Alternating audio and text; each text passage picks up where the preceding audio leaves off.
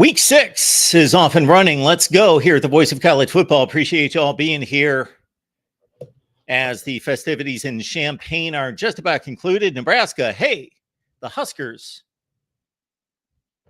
going to win a Big Ten football game, it looks like. 20-7 over Illinois right now. Not the prettiest affair you will ever witness. Luke Altmaier has pitched more interceptions than any quarterback in college football with 8. Nebraska is completely controlling the line of scrimmage, getting those turnovers as well. Also got a huge helmet on the football to force a fumble in Illinois territory in the second half. And again, Nebraska, despite a depleted running back room, where a couple of weeks ago they lost 2 of their top 3 running backs in Gabe Ervin and Ramir Johnson. Anthony Grant left the game late as well, so they could be really hurting going forward. Rule with his first Big Ten win, it would appear, although with the Huskers, you have to wait until the final gun. Illinois looks atrocious. They look terrible. They have not played a good football game this year. They fall to 2-4. They're 0-3 in the Big Ten. If they lose this game, they've not played a good football game, period. Even their 2 wins are ugly. In a more meaningful game, most likely Oklahoma State got off the deck to defeat Kansas State 29-21. The Cowboys had lost to Iowa State last week by a touchdown. They played better football. And maybe Mike Gundy treating the 3 non-conference games like NFL preseason games will pay off. Maybe they can play better than we expected in the Big 12. They certainly knocked off one of the front runners in Kansas State, a team that I thought would be the most likely candidate outside of Texas and Oklahoma to reach the Big 12 championship game, but too many turnovers in this game, and Oklahoma State jumped out and actually squandered a number of opportunities, kicking 6 field goals, got a big lead at 26-7 and hung on to defeat Kansas State 29-21 and got a last final 2 or 3 minute interception as well there to hold off K-State. A lot of batted passes down at the line for both of these quarterbacks on the losing end of both of these games. All right, let's get to it here at the Voice of College Football. I want to remind everyone that when you shop Amazon, and yes, I know about 13 of you are saying I don't shop on Amazon, and I believe you, but everybody else, you shop on Amazon at some point, please grab the link in the description section of all the videos. It's in every video. It says Amazon in caps. Please grab the link and put it somewhere where you won't forget it. Use it, and it's the same shopping experience. It doesn't cost you a penny. Please use the Amazon link. Also, keep in mind that we've got a Discord link where you can talk college football like you are right now in the chat. You can do that 24/7, 365 when you join us either on patreon.com or as a YouTube member right here on the main channel. So we keep the benefits exactly the same, whether you're on Patreon or on the YouTube channel right here. You just got my selections for the weekend. You just got Steve Merrill's Under the Radar selection, 16-2 against the spread, whether on Patreon or as a YouTube member here. Just sign up on the front page of the YouTube channel right here. And also get the Discord link from me. So as soon as you sign up, I get a notification and I send you the Discord link and a fine little nicely crafted letter from me as well with the Discord link, more importantly. All right, welcome in everyone to the Voice of College Football. Let's get right to it. The real MVP is on the line. What's going on, sir?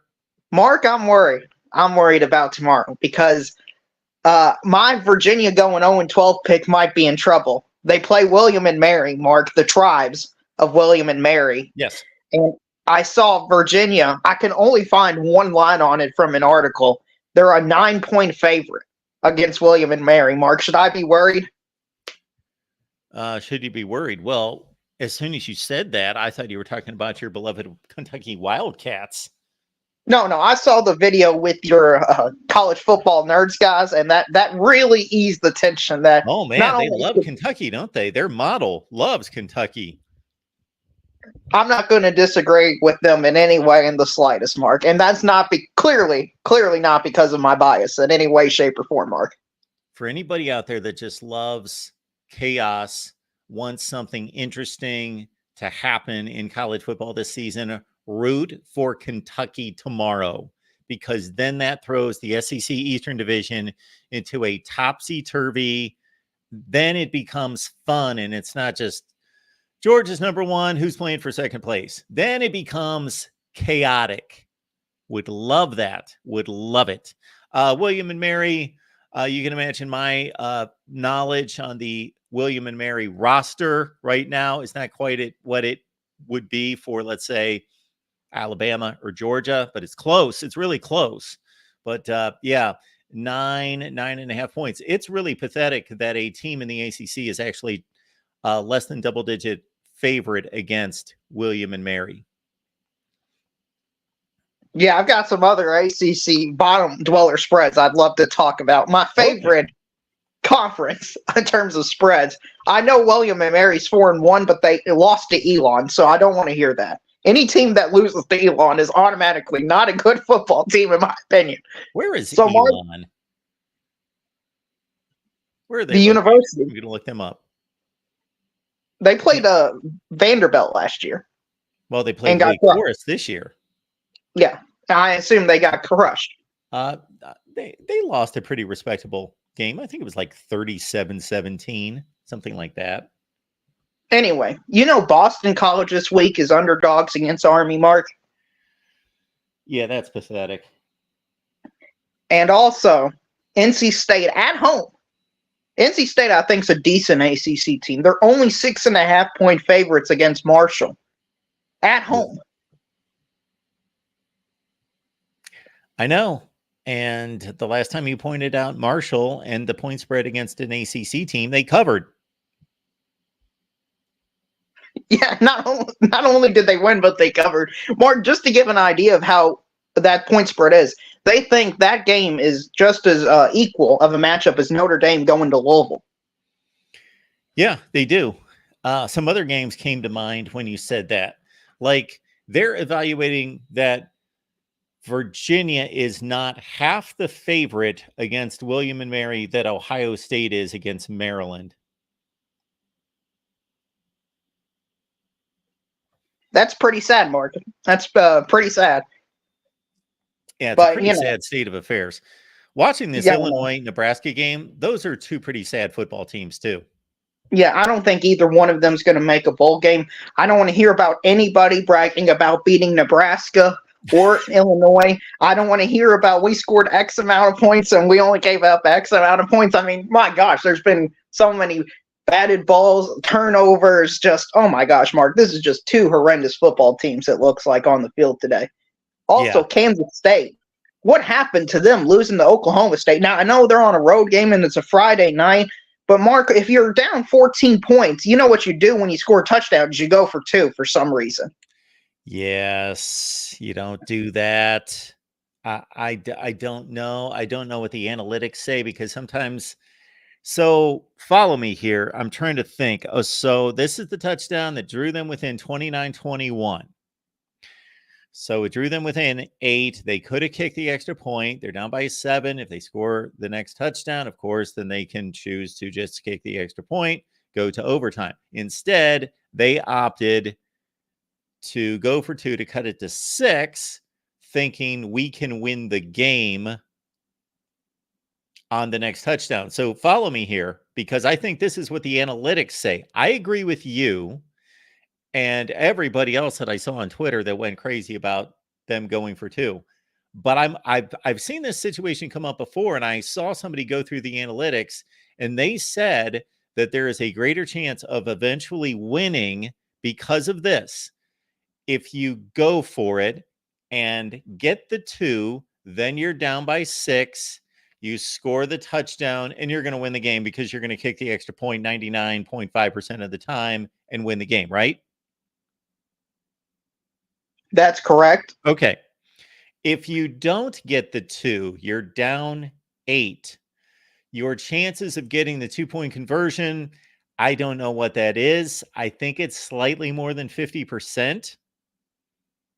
I think. Now, that's what I've heard as well. Now, that's a very general statistic because actually the 2-point conversion is dependent on all sorts of things. How good is your offense? How good is the defense? A lot of situational components come into just not saying, okay, well, 52% of the time teams get their 2-point conversion. I think the reason the analytics favor that decision is because even if you kick the extra point and then you score again and kick the extra point, you still have not won the game. There is still a 50% chance that and maybe even more so on the road, that you're going to lose the game. So I'm just saying that even though it sounds crazy, and I do agree with you and agree with everybody that I saw on social media, logically, common sense, those analytics, they've worked it out.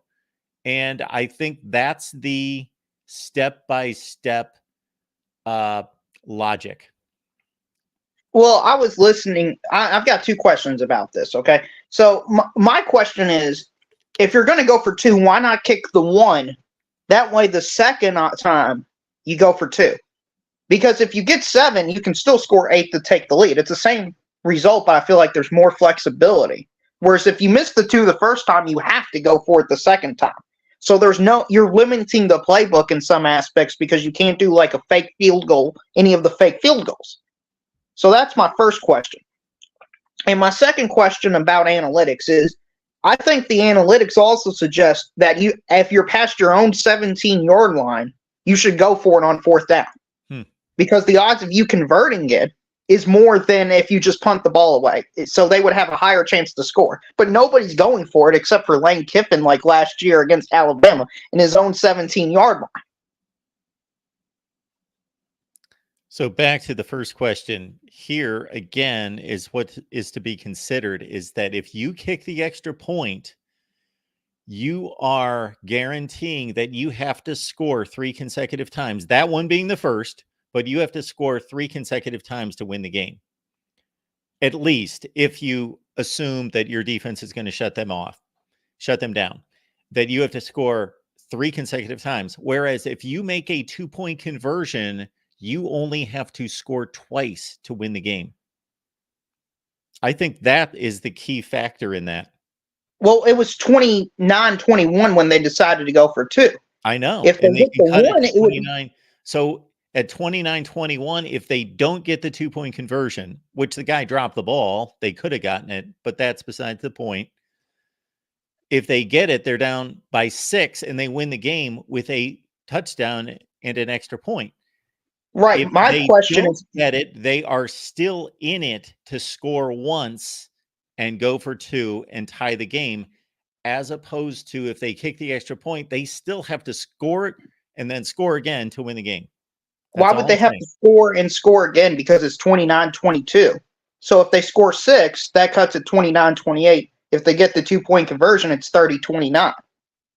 Then why go for it then? If you're going to go for it anyway, then why not go for it the first time? And if you get it, then all you have to do is score the touchdown, kick the extra point, and you win the game.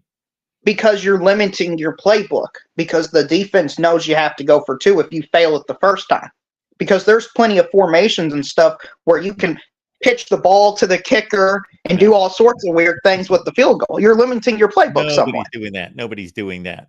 When is the last time you saw a team run a fake out of a 2-point conversion when kicking an extra point?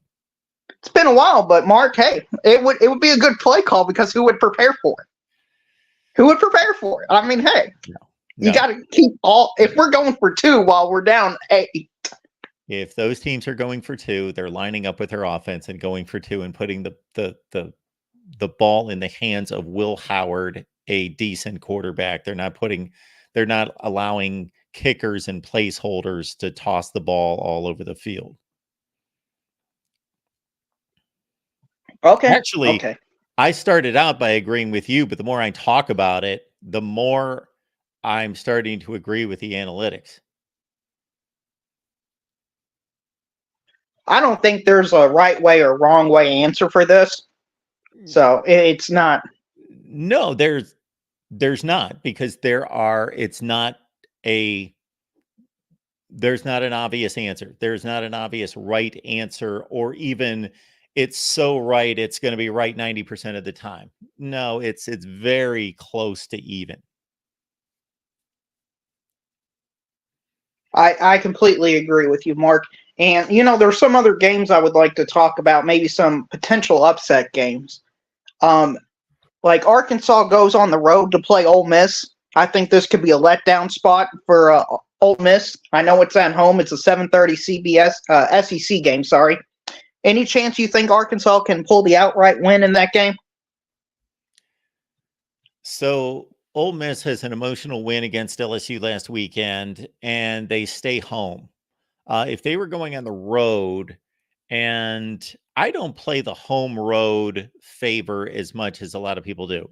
Is it important? Absolutely. It's important, especially in that conference where the home crowd is more rabid than it is most places. It's a 3:30 game. I like Ole Miss in this spot. I understand that they could have a letdown, but man, Arkansas, wow, they're in a grinder right now. They've lost 3 consecutive games, and if you look at their schedule, they're in the midst of the West, going through all those teams, and they just don't look very good. I have a lot more confidence in Ole Miss, and I think that crowd is going to lift them up. Okay, and the final game I'll talk about, Mark, is Colorado goes on the road to play Arizona State. Colorado is only a 3.5-point favorite. Line makes absolutely no sense to me, so that's why I think Arizona State's going to win this football game. Can you please explain how Colorado's only a 3.5-point favorite? Because Arizona State has looked horrendous this year. So, of course, Arizona State had the one big effort against our friends from USC and their tremendous defense that there are excuses for out there. That was their most competitive game. Arizona State, I believe, is coming off a bye week. I believe. I don't remember them playing anyone last weekend. So there is that. Colorado's coming off a tough game against USC. They are on the road. Mark, I think Arizona State played Cal last week. Oh, did they play Cal? They did play Cal. And so they lost that game? Of course. There is almost never a Power 5 game that's off my radar, but I whiffed on that one. That one went right by me. That is right. They did play. Do we know if it was a close game? 24-21 Cal won. It was at Cal as well. Well, there you go. They must be playing some better football. I guess, but that point spread doesn't really jump out at me as being that crazy. I would tend to take Colorado to cover. I just think they're so explosive that I would take them to cover. See, I think that game tells us how bad Cal is compared to Arizona, how good Arizona State is, because they just haven't shown anything outside of Cal and USC. Not having a defense. Who could have seen that coming except for everybody except USC fans? But Mark, that's all I got for you. Fight on to the Chicago Bears. Got their first win since Elon Musk bought Twitter. I thought we were going to fight on for the Chicago Bears for rest in peace for one of the all-time greats, Dick Butkus. Had I not been so busy and it would have hit me at the right time, I would have posted a video on Dick Butkus. One of the all-time greats. Like I said to a friend today, I was having lunch with, I said, it's been a long time since Dick Butkus played football. For him to be nearing and have concluded his life, and he has not played in the NFL since 1971. Only had, I believe, he and Gale Sayers' careers almost lined up exactly. One of their careers was 65 to 71. They might have both been 65 to 71. Dick Butkus won the Rose Bowl at Illinois in 1964. And the guy was just a wrecking crew. But even by the time I've been watching football a long time, and by the time I came around, Dick Butkus had hung him up. And it had been a while, and he was a TV commercial celebrity. But man, that guy brought the wood just about as ferociously as anybody who has ever played. As I tweeted out, who epitomizes hard-nosed football toughness as much as Dick Butkus. All right, next caller, JR's chiming in here at the Voice of College Football. Hey, Mark, how are you? I am doing just fine. What's going on? Well, watched the Illinois and Nebraska game tonight, and I spared my eyes eventually with 5 minutes left and turned it off. But it was an interesting game and not a lot of good play. I don't know what you thought about it. Did you think there was anything interesting about it? Was anything interesting? No. Was anything pretty to watch? No. I was watching both games at the same time, and I pretty much remarked off the top what I thought of this game. Just it was the game that I expected it to be.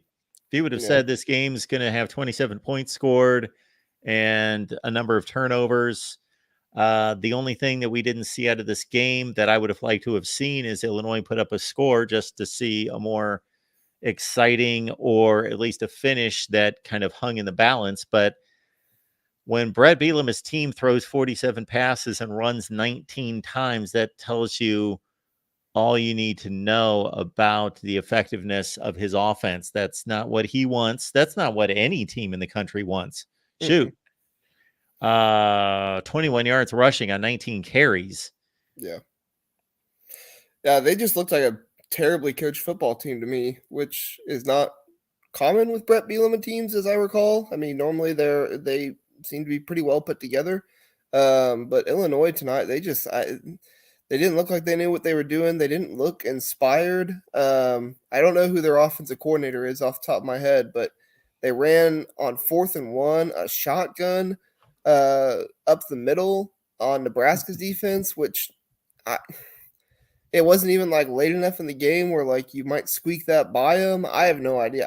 Just the entire game I was watching Illinois, just absolutely perplexed by they fumbled one of the kickoffs, and Nebraska got it back, and then right after that, Harburger obviously he scores, and they do it again. They fumbled it again. Now, thankfully, they fair caught it and they picked it back up. So they were able to keep possession this time. But still, like, how do you not fix that, correct that literally 2 minutes later in the game? I don't understand. Well, I think they did correct it.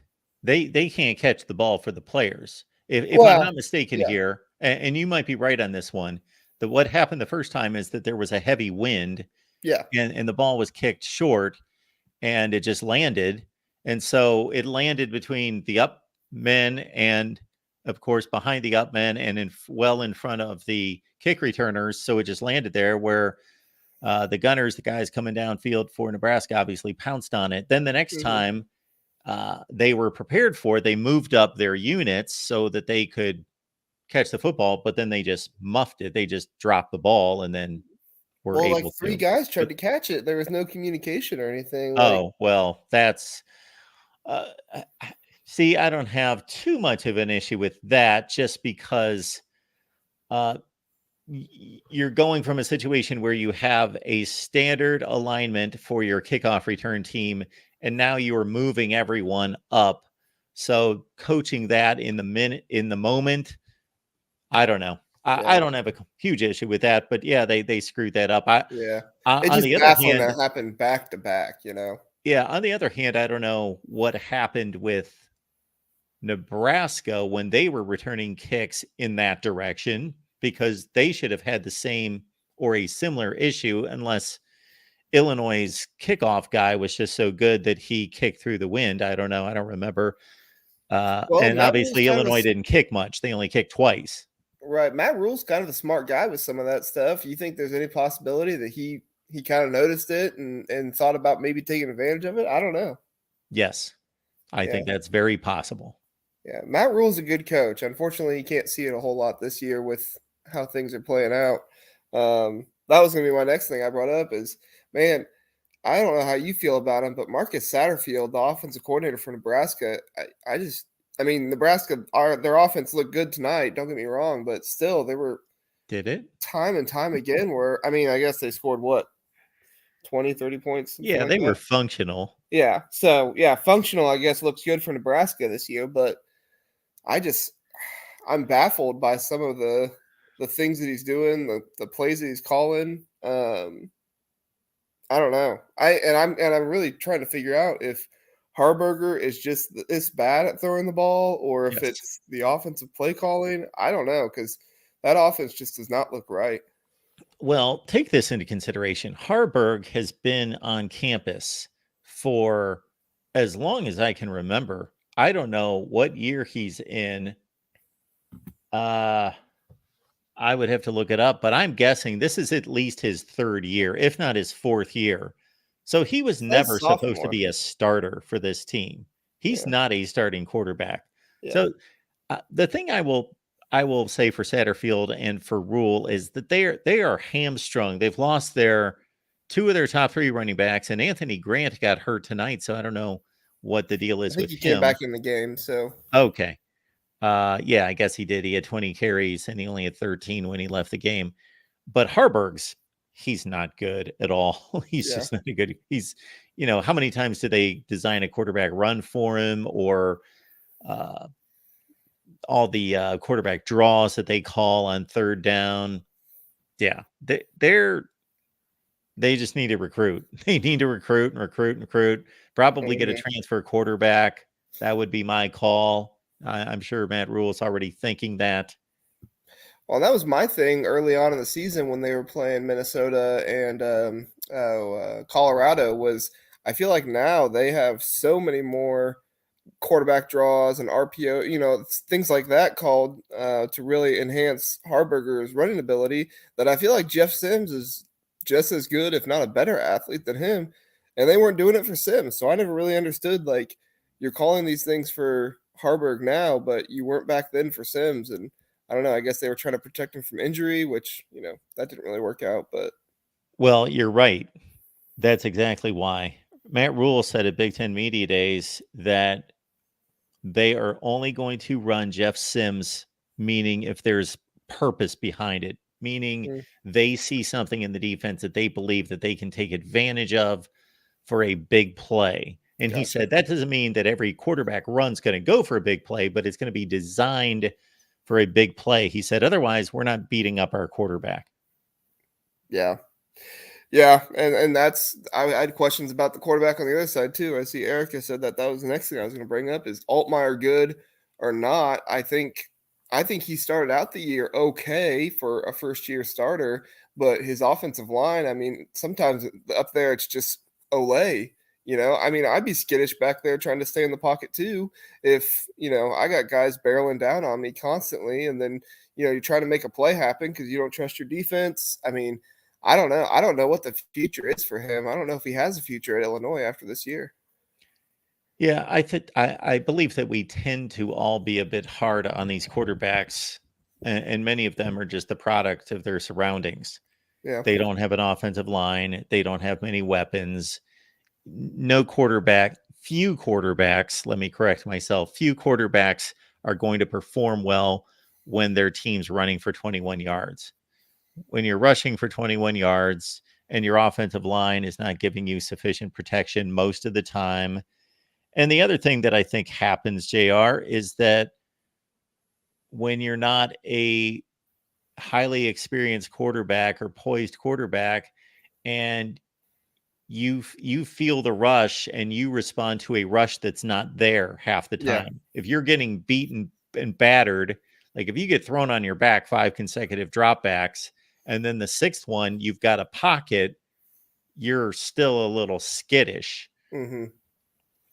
And that's what I think tends to happen. Now, he doesn't look good, but does he have arm talent? And is he a talented quarterback? I believe so. Yeah, that was my thing at the beginning of the year. I saw the arm talent and I saw him make throws that I felt like okay, Illinois has something here.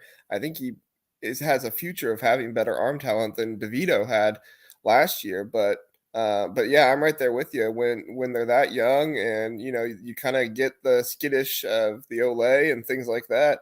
I mean, like I said, I'd be skittish back there if I were him too, because at the end of the day, if the rush is just coming constantly, if it's not coming one time, you're going to feel like it's still coming. So yeah, I was looking up on PFF. I think their left tackle or like their right tackle, one of those two, has given up some of the most pressures in all of college football for any offensive lineman. So I don't remember which one it was, the left or right tackle, but that's horrible to try and manage when you're that young of a quarterback. So yeah, I tell you though, I'm worried about Illinois going into this new Big Ten. I saw you had your Big Ten schedule reaction live call-in show, and I was going to call in for that and talk to you about it. So I guess we probably don't want to talk about it too long here, but I'm concerned about them going from the Big Ten West to going into this new Big Ten where they're going to have, 5 or 6 powerhouses consistently each year. I mean, that's going to be awful for them to try and manage if they have seasons anything like this. Yeah, it's an interesting process to take these Big Ten schedules and take out the common denominators that are staying the same, and then see the difference between what a schedule for any of these teams looked like this year versus what it's going to look like next year. And it's at very best, there's a couple teams where it's not a huge difference, but most of them, it's a pretty drastic difference, like replacing Purdue, Illinois, Maryland with USC, Oregon, and Indiana, let's say. So where like 2 out of the 3 is just, basically you're hanging 2 losses on a number of these teams, 2 or 3 more losses.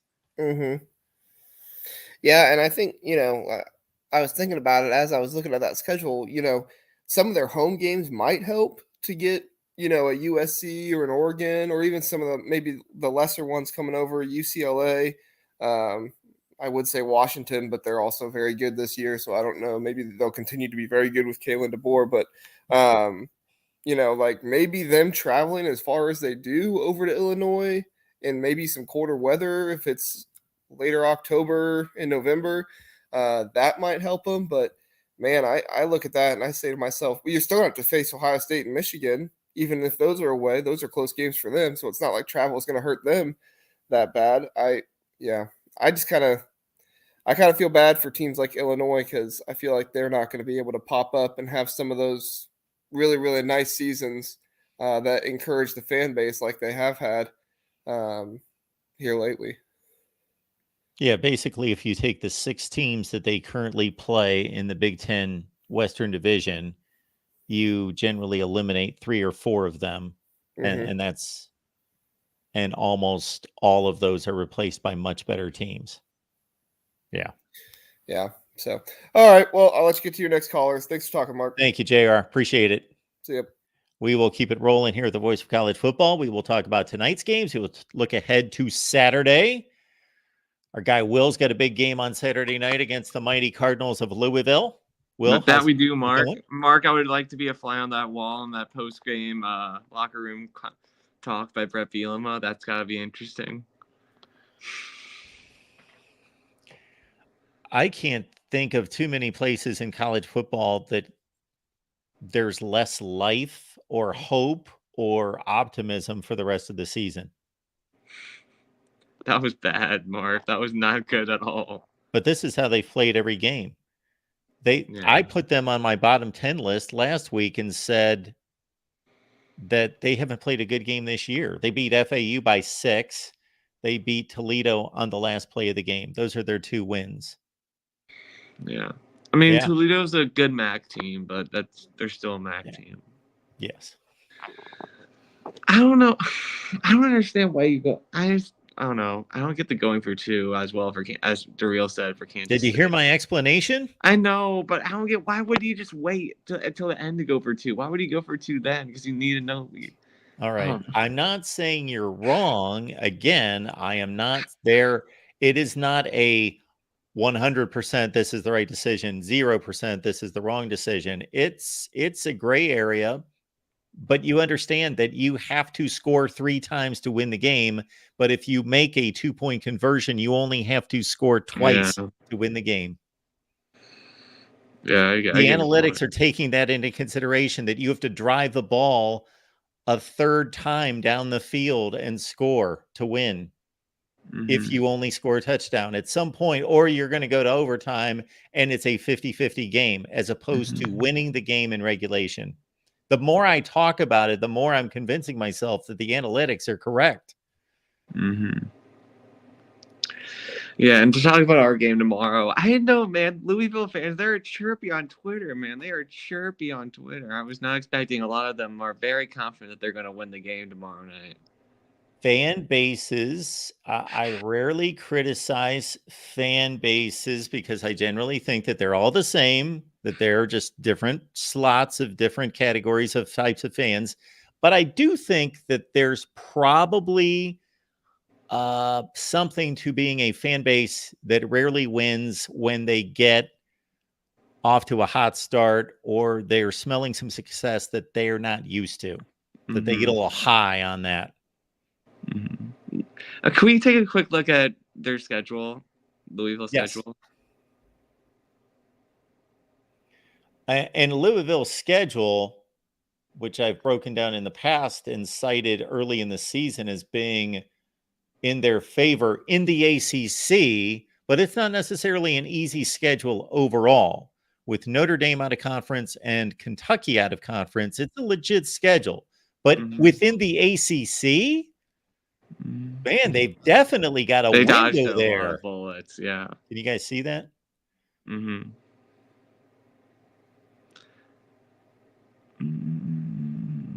Yeah, that's not in my eyes, that's not an easy schedule, but it's for the ACC portion of it's pretty easy. I mean, you're dodging Carolina, Clemson, and Florida State. Those are probably the 3 best teams. Maybe. At least right now. I mean, Duke's not healthy now. So. I think Carolina tends to get overrated. You do? Yes. I think Drake May is the factor that most people look at and overrate North Carolina generally. Okay. But yeah, that's again, the Notre Dame Kentucky to get to an undefeated season is stacked up against them. But within the ACC, Pitt being down really changes that schedule, and Riley Leonard being hurt really changes that schedule. I don't know. Just looking at their schedule, I mean, they won their games, but I'm not scared of what they've done. I would love to see, once we get to about this point in the season, I start to determine, are there some teams out there that could do some serious damage, like Wake a couple years ago when they were like 8-0, that will make the college football playoff committee just squirm. And this is one of them. I would love to see Louisville go undefeated. Yeah. I mean, I wouldn't, but of course they're playing my team. But I would love it. Like, imagine if both Kentucky and Louisville were undefeated. That would be insane. Yes, that would be awesome. Or how about this, Will? We'll hang a loss on Louisville against Notre Dame. The 11-1 Notre Dame Fighting Irish, and Louisville goes 11-1. They only lose to Notre Dame by a field goal. They win the ACC. That would look good for the Irish. Who are the teams out there that are the most unlikely playoff teams that still have a reasonable shot? Like Washington State, Louisville, Maryland.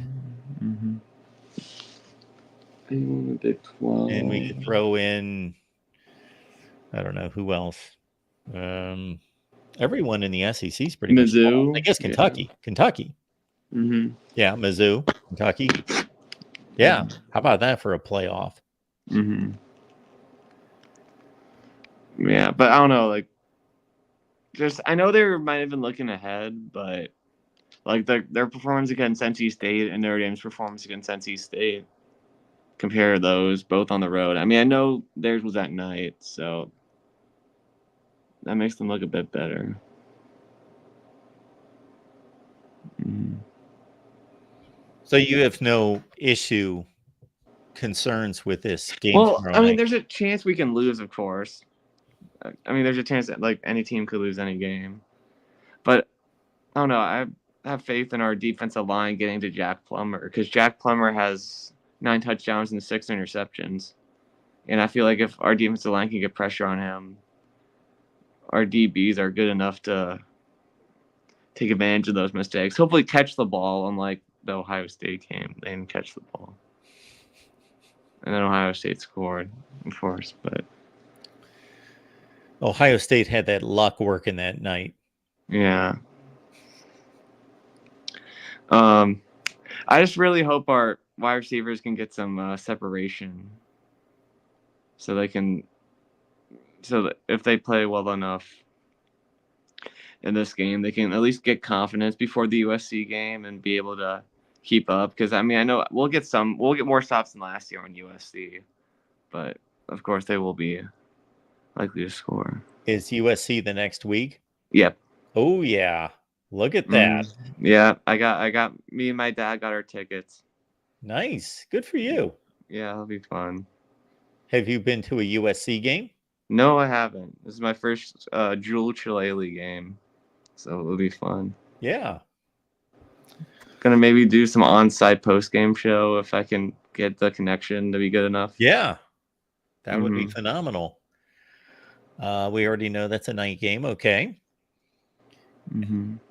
Notre Dame's schedule has really gotten to a point where, because Stanford's so bad, Wake isn't as good as they've been. Pitt's not been as good as they've been, where I expected some of those teams to be more like Louisville, where they could possibly present a challenge. But I think it comes down to USC and Clemson.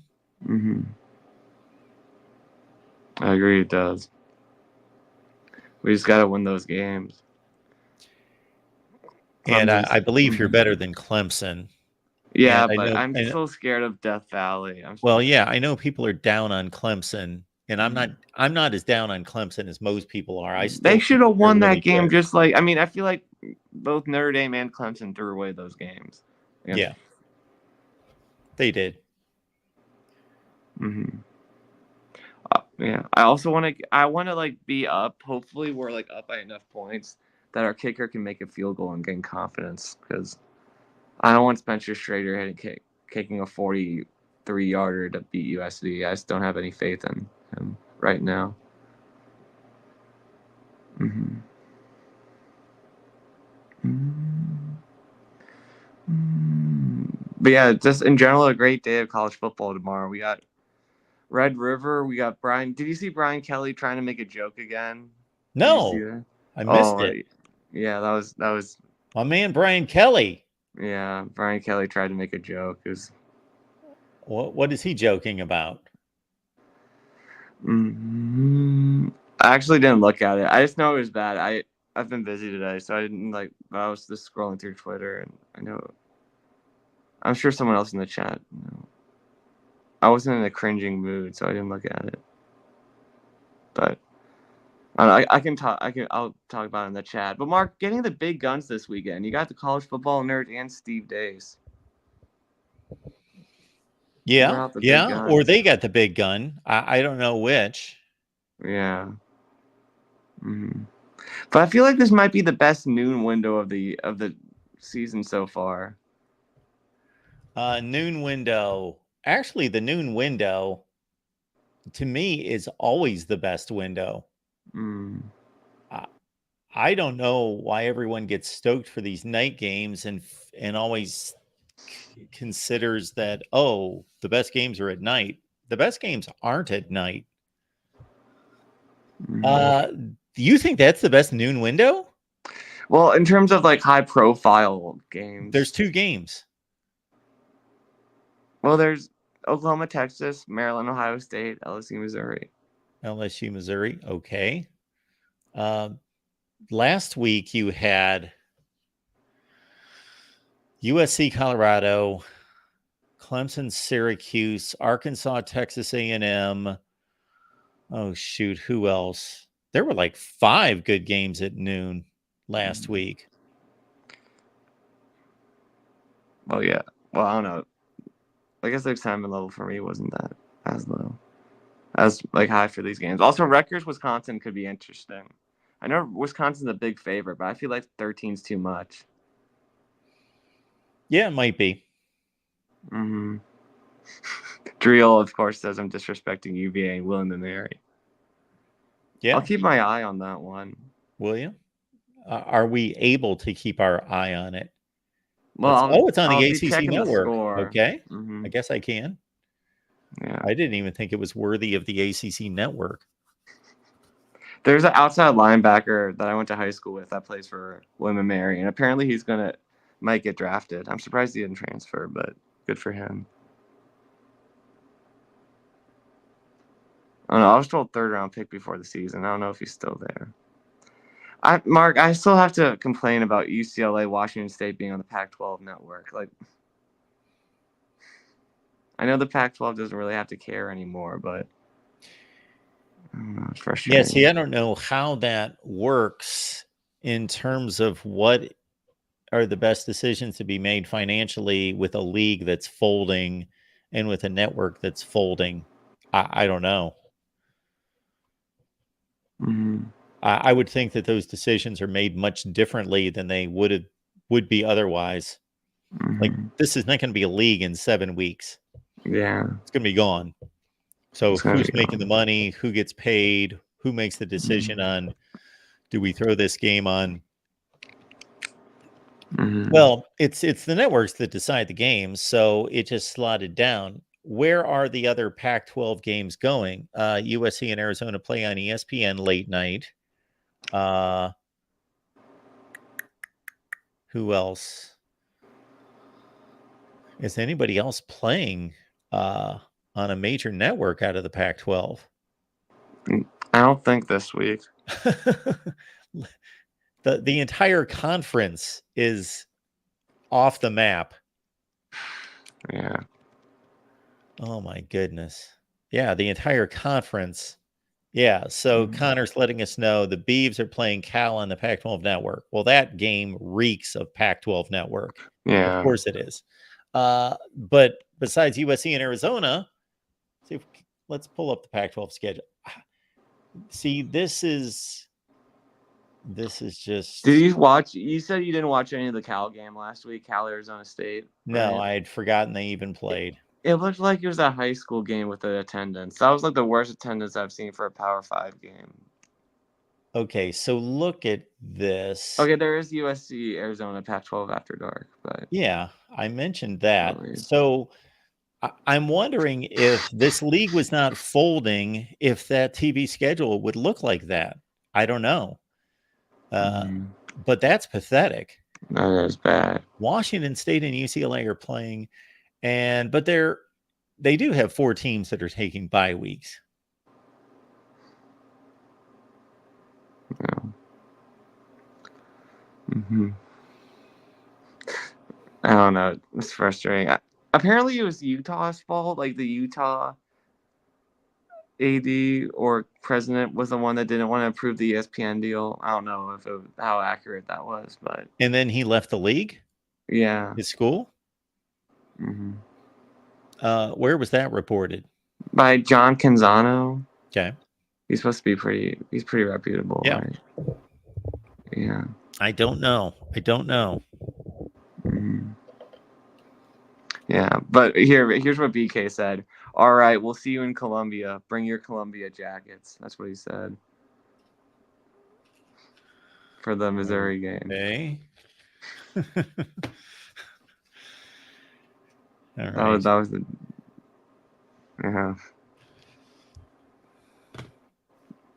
But oh wait, I won't ask you about what you think of the game because the picks are on Patreon and YouTube. Member, I won't ask, but Well, I do like Notre Dame. yeah, I do like Notre Dame in that game. I just think they're a much better football team, top to bottom, in the trenches, all of that. Better quarterback, better across the board. I know Louisville can get up for a night game at home. They can get their crowd into it. It can be a difficult, relatively difficult place to play. They've had their moments there in the past under Charlie Strong in particular and Bobby Petrino. But yeah, I like the point spread where it is. So about the Big 12, like I don't know, I've been very disappointed in Kansas State this year. I think we all have been. But do you think that the Big 12 without Texas and Oklahoma, do you think it'll reach that Big East level? Do you think it'll dip that low to Big East? Or well, for one thing, having 16 teams just changes the dynamic of it considerably because you just have so many more opportunities and more options for somebody to be good, as opposed to the Big East. Usually it's 7 teams.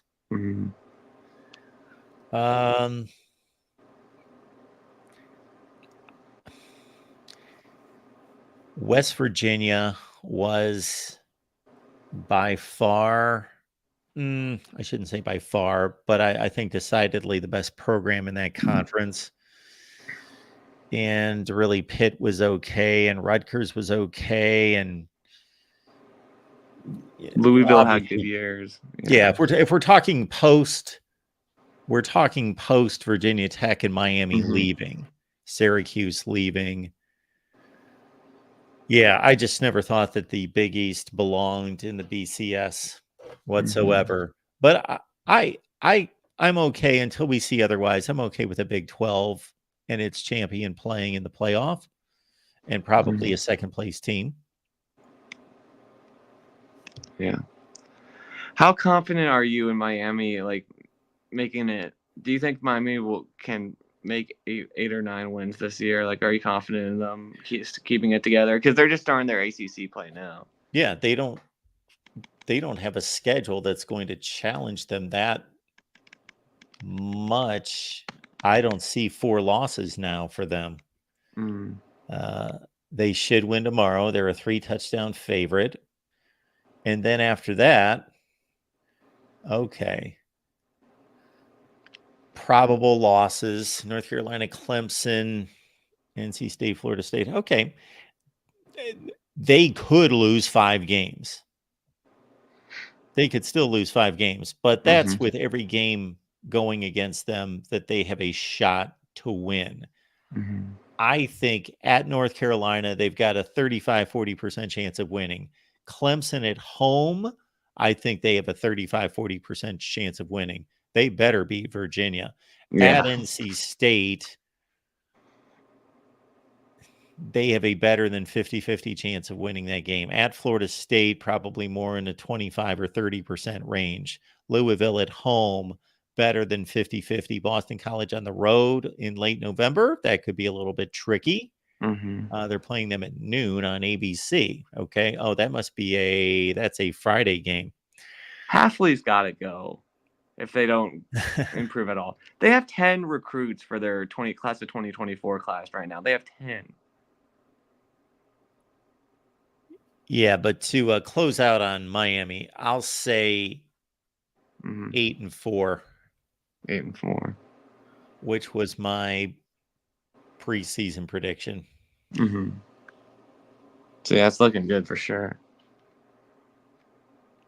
Are you sold on Tyler Van Dyke? Do you think he's a top 10 quarterback in the country? Yeah, I think he's in that range. Yep. I thought he was for those 7 or 8 games down the stretch 2 years ago. And then I think really last year the whole team was a mess. And he was hurt. And once he got hurt, they should have never. That was similar playing him. Well, I don't want to take it to this extreme, but the Michigan quarterback about 10 years ago that they sent out onto the field with a concussion. Who was that? Morris. Mm. Is that his name? Can't think of his. Robinson? Denard Robinson? No. Wasn't Denard Robinson. Or was it the quarterback right after him? It wasn't a starting. He wasn't like a full-fledged starting quarterback. I'll have to look this guy up. I think his last name was Morris. Shane Morris. Thank you, Ralph. Shane Morris. Yeah, it wasn't that bad of a situation, but he was not in any condition to be playing. For example, against Florida State. And they put him out there. So I'm glad just to see that he's healthy and playing well. And I'm impressed with Miami. Outside of the Texas A&M game, obviously they haven't played anyone, but they are trouncing teams. Like the Miami of most of the last 15 years would not be trouncing Temple by 34, Miami of Ohio by 5 touchdowns. They would not be winning these games this decisively. They'd be messing around with these teams. Yeah, I agree. But I don't know. I apologize. I'm off tonight. I don't know. I think Mark's pretty much his normal. Sorry, knowledgeable folks. self. I'm off my game tonight. Colin has determined. How about that Fresno Wyoming game? That'll be a fun one. Will that be a fun one? Okay. Yeah, 2 of the best group of 5 teams in the country. Yes. I assume that's a late night. 8 p.m. on Fox. 8 p.m. on Fox. Yeah, I guess I did see that. All right. I will not be watching that game. Oh, okay. But I'll be watching. I can't imagine I'll be watching that game. I got to watch Kentucky and Georgia first and foremost. Yeah. And then my backup, I've got Ole Miss and Arkansas. Well, we got Louisville. Yeah, Notre Dame. Gotta be. So those are my 3 games right there. Yeah. And then if one of those becomes a blowout, then I got to default to I don't get Peacock, and I'm not looking into getting it at this point. I don't even know how to get it. Yeah, I'm not watching. Peacock's probably the worst in terms of loading. Like it takes and buffering too compared to what the is other. The deal with Peacock? Services. Do you order that by the month? Yeah. What is it, like $5? Well, I had it a bit with I had my dad's account, but for some reason I can't log in, so I kind of stopped using it. Yeah, I'll look at the price. Again, there's going to have to be a game that's really going to be a game. $5.99 a month. Yeah, Ohio State's probably going to have to play somebody decent on Peacock and they might be playing Purdue actually next week on Peacock. Now that I think about it. So will you watch that one? That will probably push me. Yeah, to get it. Yeah. It's not the $5. It's just the annoyance of having some other subscription somewhere. Yeah. It's the worst when you forget about one and then you look on your bank account. I'm like, oh, crap. Yeah. I hate that. And then I've made so many phone calls asking for my money back, even though I know that I'm in the wrong. Yeah. I have this one Adobe subscription, and it should be free with my school account, but this was right before it became free, so I made one. And then they won't, I can't find any way to, turn off the subscription. And then when I called them in, I called the Adobe person, and they said, yeah, we'll cancel the subscription. They gave me the money back for that month, but then the next month they charged me again. Extremely frustrating. I had some kind of Microsoft thing where I was getting charged money every month, and I didn't even know what it was for. So I went through some kind of fiasco with them. Fangway is telling me that, I ordered YouTube when Spectrum was having an issue with Disney. When they were fighting, I got YouTube TV, and I actually need to cancel it because I never watch it. Yeah, well, a lot of people sacrifice their YouTube accounts and post the games on these streams on YouTube, so that might be what he's getting at as well. Oh, okay. Yeah, that's what I use for the Pac-12 network at times. All right, Will. I better move it along here. All right. No Appreciate worries, Mark. Have a good night. I'll see you tomorrow. Sounds good. All right. We will keep it moving here at the Voice of College Football of Fang Wei. Thank you so much for that. Oh, regular YouTube. Yeah, I've got YouTube TV now. Microsoft Office. Yeah, I have no idea. Something happened and I ordered something and I never use it. And I saw that I had some ridiculous amount of money taken out of my account every month for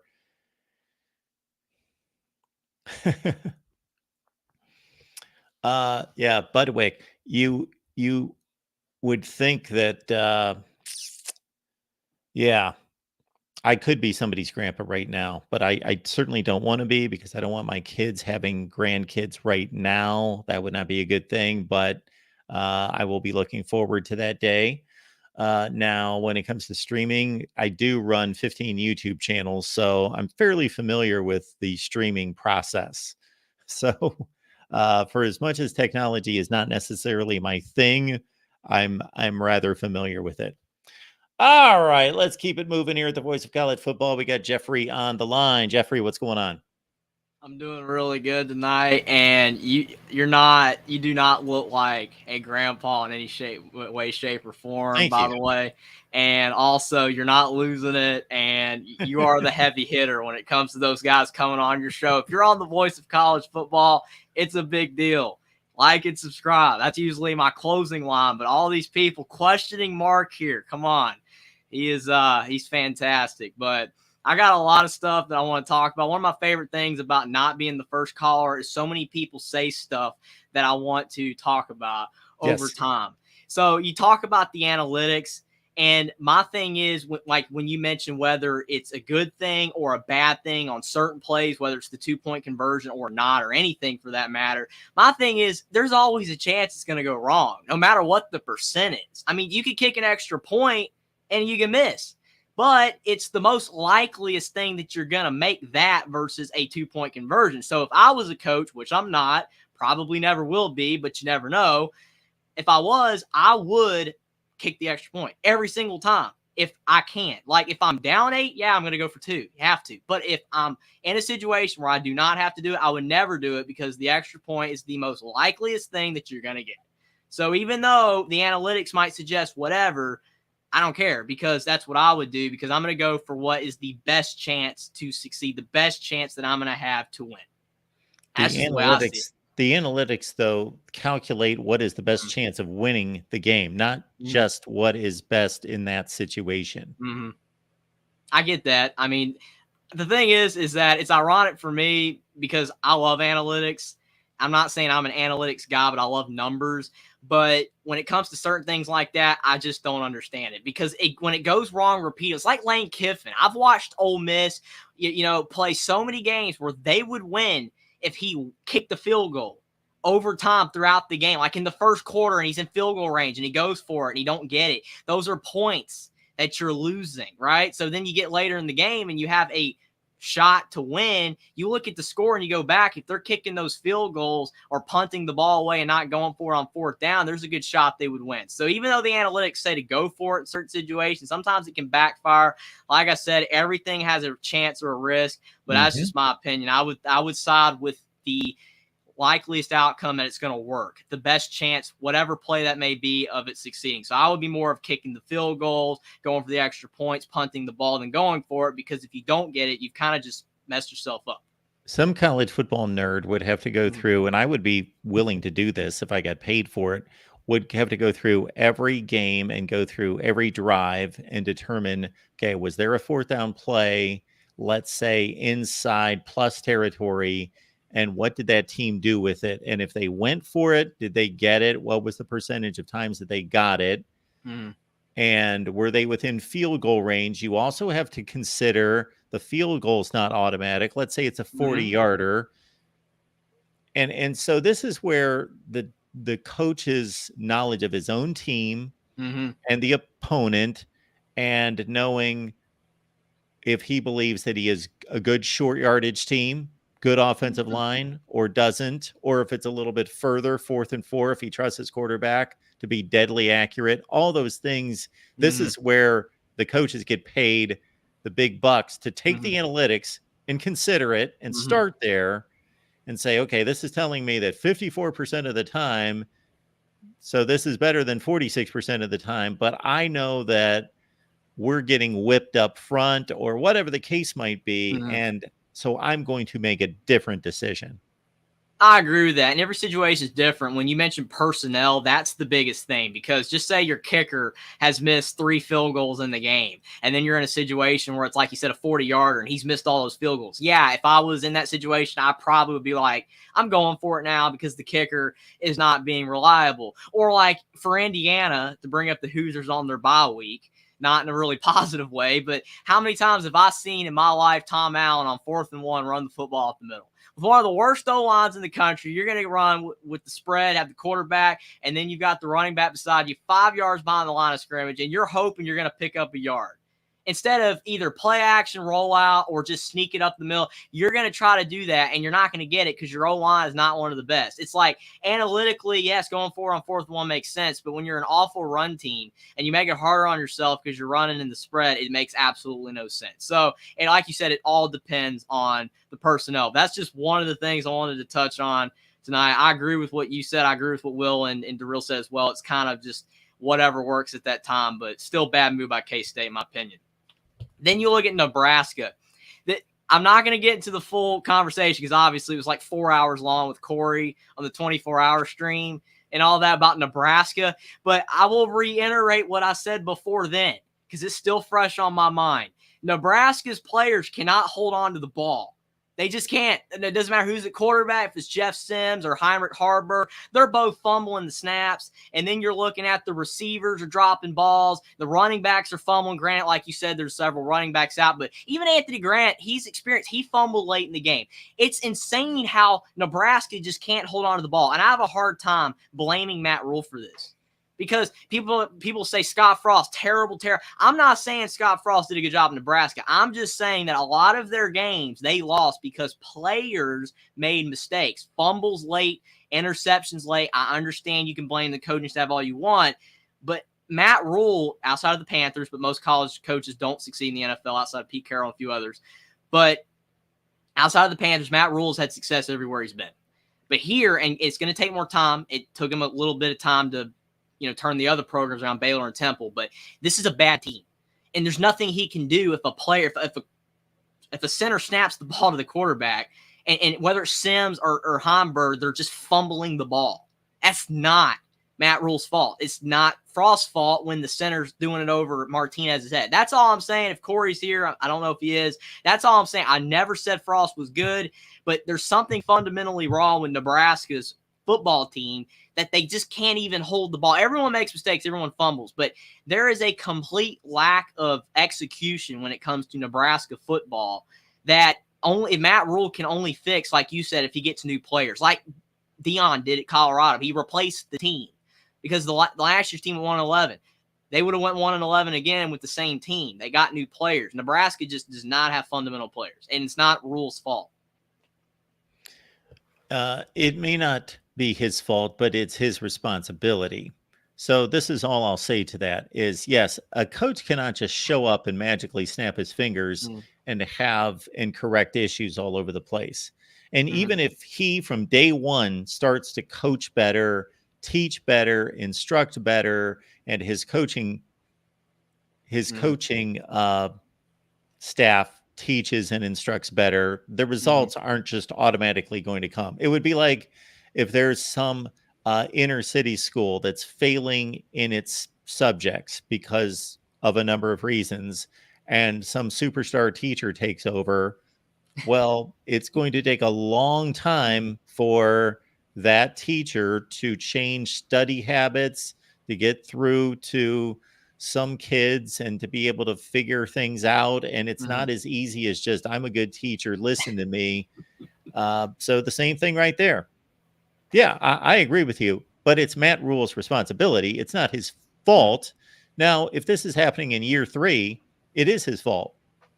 It's the same thing if you have, basically, which I'm not going to get too much into it because some people take it out of context, but it's like if you have a parent or something and you have a child, and no matter how much you try your hardest to raise the child the way that you want them, good, sometimes it don't work. Sometimes it just doesn't happen. sometimes they go off the rails anyway. And even though it's the parents' responsibility to raise them the best of their ability, it just doesn't always work out. So, like, to your point, you can teach a player to do the right thing on the field, but that doesn't mean he's going to.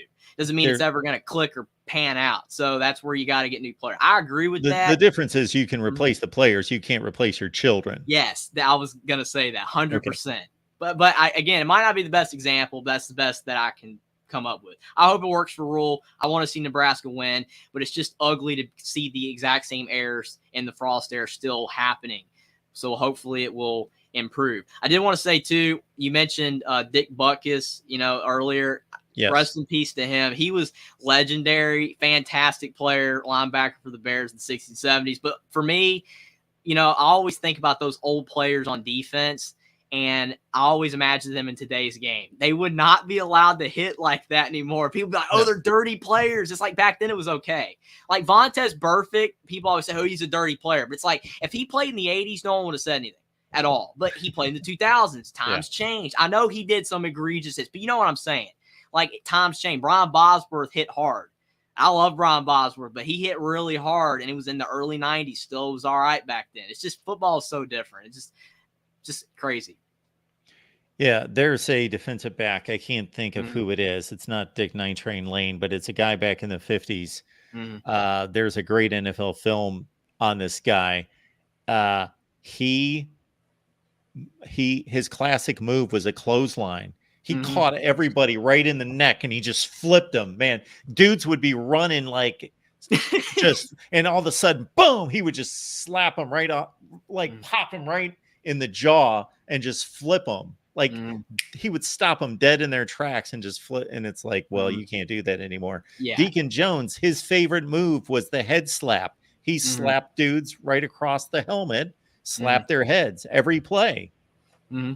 Yeah, it's insane. I mean, my dad watched back, I think probably 40 years ago. I don't remember who the player was off the top of my head, but there was a player that he watched actually die on the field. The hit was so bad that he got paralyzed and basically died on the field. There was another guy that was paralyzed for life. Daryl Stingley. That's it. And it's sad. And it's like, it's the way football was played, though, back then. And obviously, that was like one example. It's not like everybody was going out there and passing away, thankfully, but the hits were insane. And, so Dick Butkus, legendary, but he would not be able to play the way he did today. It's just my thing that I've always thought was interesting. A few more points, because I know there's probably loads of people behind. I'm trying to get to everything. I got like a million things written down. Someone in the comment section said that Kentucky might be the best team in the SEC. That right there is a hold the phone moment. Because, for one, we haven't seen them play Georgia yet. And number two, they beat a Florida team that has not won a road game against anybody substantial in a long time. Florida can't win on the road. They're just anemic on the road.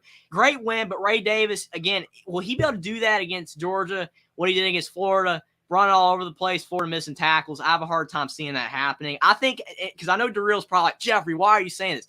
Kentucky's good. I think they are a good team, but they are not the best team in the SEC until they go out there and prove it. No one can just – I know you said might, because I know it's the person that said it. They said might. But I don't even think they could be considered for that until we see more evidence of that. So if they win at Georgia tomorrow. If they won against Georgia, that would definitely make me like, okay, Kentucky, they're pretty good. That means Georgia's probably worse, but it also means Kentucky's gotten a lot better. I still wouldn't probably say that they're the best team in the SEC yet, but that would definitely make me feel closer to that. Like, yeah, there's a possibility, but right now I have zero inkling of that until they do it. If they win, they will have the best resume in the SEC. I still don't think they're the best team even if they win. Not yet, but I think that it would be an elite win. But right now I have zero. If they win for me, I wouldn't necessarily believe that they would be the best team in the SEC, but I would say that they should be ranked number one in the SEC, that they would have the best resume. Yeah, I agree with that 100%. The other thing was someone said that they would love to see Vanderbilt in the Big Ten because they said that only outside of Penn State, Michigan, and Ohio State, that would for sure beat Vandy. They were like, I think Vandy would beat every other Big Ten team. Are we sure about that? This Vandy team? Vandy was better last year. Someone said, I swear, someone said that. I don't remember. Sure. I don't even want to call him out anyway, but that was funny. Vandy would not beat everyone in the Big Ten except those three. There'd be other teams that would beat them. Okay. This person is obviously kidding, or they don't know anything about college They might have football. been kidding, but I just had to say that. I'm sorry about that. That was hilarious. But All you have to do is watch bowl games every year, and you know that that's not the case. Definitely not. I'm sure Mike's going to come on here and talk about the CW game because he's been really hyped about it. I picked NC State, and it's a blasphemy that I did because everybody's leaning Marshall. I could be wrong because I was wrong last week and weeks before with the Florida game and the Notre Dame game, Clemson game. I've gotten a lot of games wrong, so I could be wrong again. Wouldn't be surprised at all. But I do think NC State will win. Changing quarterbacks. Morris is coming in for Brennan Armstrong, and Marshall's barely beaten Albany, and they barely beat Old Dominion, and they barely beat Virginia Tech. I don't think Marshall is as good as we think. I think they're solid, but on the road at a legitimately decent opponent, and I use decent loosely, I think NC State will win. Could be wrong, but just had to point that out for Mike. And then when you mentioned subscriptions as well, another thing, I know I'm going different topic. I have a lot of things, man. You're good. Sorry. It's just We're funny. here. But the subscriptions, I agree with you. They are the worst because, like with Peacock, because like I finally had everything. I was like, I'm good to go. Pac-12 network's going out the door. I've got I got the CW, so I can watch everything. And then you've got Peacock. And it's like, I was afraid of Apple TV, and it's like, nope, Peacock's on here. And I'm like, they got some average games. But, like, it's going to be worse than basketball. I know that no one cares about that here, but it's like there's some good basketball games on Peacock coming up. And I'm just like, no. Why are you putting Indiana-Purdue basketball on Peacock? It's like, I'm not getting it. And then people are like, you're not a true fan. It's like, I've got everything. It costs money. I can't, no Peacock. Just can't. You wonder what would happen is if everybody band together, and this isn't going to happen, it would just take too much cooperation, and said, we're going to prove a point. And nobody is going to subscribe to Peacock. No sports fans. Just do it for 1 year just to prove a point and show that the power is with the people. Yes. If they could organize, but they don't organize, that's the problem. I agree 100%. Like this is the power of the people. Just peaceful protest. You don't even have to say a word. Just don't do it. Don't buy Peacock. And then we don't have to be subjected to this. Now we can watch games on MTV because I have that. If you want to put it on there, but why Peacock? I've never even heard of it until recently. And it took me until like a month or two after I heard about it to realize that it's called Peacock because NBC's logo is like a peacock. Like, it took me that long. Like, you know what I'm saying? Yeah. I just thought it was the most random name ever. I'm like, oh, it's the logo. So it's like, it is what it is. All I know is I'm just like, why? It's funny. But the other thing, too, I was going to bring up real quick was the Pac-12 network. You mentioned the slate and how this is why the Pac-12's dead. It's not just the fact you put the games on there. I will reiterate for the millionth time about the Pac-12 network. That's fine. It's the fact no one has it. Like the Big Ten network can get decent ratings sometimes, which they did a smart thing by not having a Big Ten network game in the noon window because they get trounced in ratings with those three games. But the Pac-12 network, no one has it. I've never had it in my life, and I've had a lot of different services. I've never had it, ever. Like, I thought it was a joke when I was a kid. I'm like, does it exist? Is there actually a Pac-12 network? And then I saw it was real when I got, like, TV Guide when I was, like, 8, which no one even probably here knows what that is. It's my age anymore. But newspapers, cool. But the thing is that it's real Pac-12 network, and I'm just like, if you put it on services, it could have been substantially useful. But instead, you're going to put it on nothing. Your conference is dead now, which is it's the saddest thing ever. And you've got Washington State, UCLA on the Pac-12 network at the exact same time that you have Virginia Tech and Florida State on ABC, and you have a game over on Fox between UCF and Kansas. Like, how do you do that? There's nothing against those teams because Florida State's, obviously got a ratings draw, but they're playing Virginia Tech. That's on major television. And then you got UCF Kansas on Fox. One of those networks should have had the Washington State UCLA game. It's a much better game. It's a game that I want to see, but I'm not going to be able to watch, which is no big deal. I'll be watching Bama A&M anyway, or Carolina Syracuse, but still, to me, it doesn't make any sense. No, it doesn't make sense, but you have to understand that that's what the strategy of these networks is that when they start a streaming service or a pay service, is that generally those are going to be the worst games. However, they are going to pop some decent games on there to force people to get over there and to subscribe. Well, I get that. Like with Peacock, you want people to get Peacock. You slap Ohio State at Purdue, and a bunch of Ohio State fans will get it to watch the game. I totally understand that. But with the Pac-12 network, if you want people to watch it, to watch Washington State UCLA, which is a game that I would actually watch, you got to offer it to me. Like you look up like TV household numbers or whatever, and the Pac-12 network is available for only like 25% of households. Like that's low. So even though the game is good enough where if there was a service that had it and I would care about the game and be like, yeah, I want to watch that, so I'll get the service, it's barely on any services. So it defeats the point of having the game on there if no one can get it. That's the difference between that and Peacock. Peacock, people just sign up for it and get rid of it if they don't want it anymore. This is different because no one can get the Pac-12 network. Now no one can get it after this year because it's gone. And it's gone because of complete malpractice of the network and the conference not utilizing its abilities to actually get people to watch. Because there would be people that watch that game, but you're not allowing anyone to watch because it's not on anything. It doesn't make sense to me. I've thought about this for years, how messed up that network is. And you're not offering it to people because I would watch games on there. There's decent games, but they don't offer it.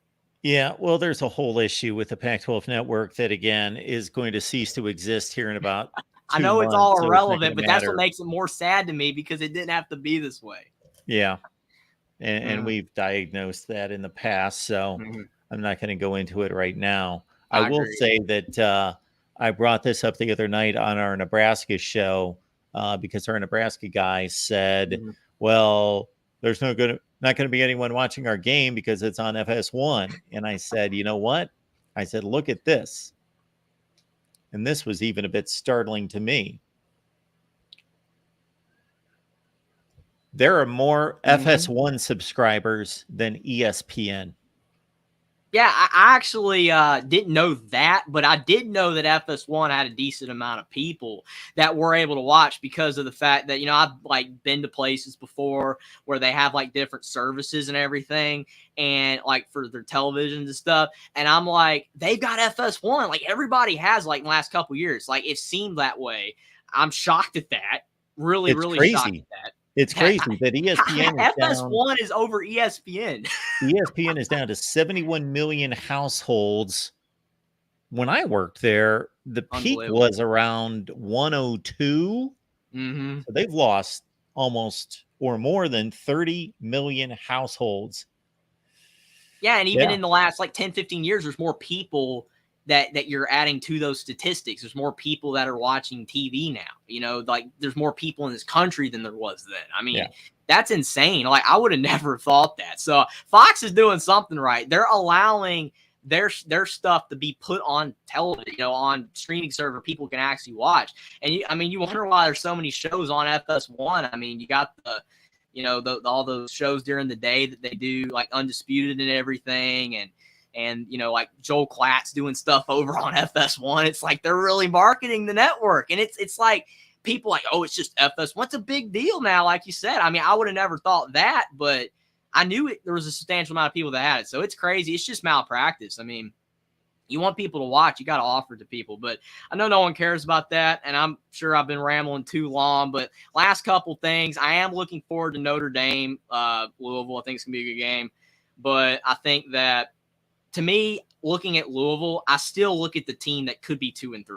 That's my thing. Like, I could be completely wrong, and they somehow upset Notre Dame. But they are this close to 2-3. They barely beat Georgia Tech, who's bad. They barely beat Indiana. Sorry, Tom Allen, but they're bad. They barely beat NC State, who's not that great. Barely beat these teams. They didn't, I guess like a USC where Tim's argument would be, oh, they were winning by a lot and then they let these teams back in the game. No, they barely won. Like all of these games, they barely won. So how are they'd have to play the game of their life against Notre Dame, and Jack Plummer has been struggling. He's getting by because of Thrash and Jordan, but if he didn't have those guys, his touchdown to pick ratio would be under 500. It's awful, or under 1-1. It's bad. He's not playing that well. outside of a few throws to Thrash. Like, I've seen every Louisville game. I've seen them all. And outside of, like, the games they played against nobody, he struggled just mightily. And Notre Dame's going to get to him. So we'll see. Maybe he has the game of his life, but Notre Dame, you would think, would win. And then the other game, Alabama and A&M, that game I'm very excited for. My family is as well. All I know is Alabama last year lost, not lost, but 2 years ago they lost at Kyle Field on the field goal, and then they barely won, prevented the 2-point conversion last year. So anything can happen. I picked Alabama. A lot of people are going A&M. Hopefully everybody's civil after the game, because we know what happened 2 years ago when Alabama lost to A&M. There was a lot of unrest. There was a lot of people upset about it, and things that shouldn't have happened. So hopefully everybody's civil if Alabama doesn't win the game. But I do think that it should be a classic again. And as long as Milroe doesn't throw more than one pick, I think they can win. Especially Wegman being house is bad for A&M. That stinks. All right, Jeffrey, I appreciate you being here. I better get to these other calls. They're lining up. I appreciate it. Like I said, sorry about that. Just so much to talk about. Can't wait to be on tomorrow night if I'm able to. And again, everyone like and subscribe. Mark is the heavy hitter. Thank you, Jeffrey. I appreciate that. You have a great night, sir. You too, and you're welcome, as always.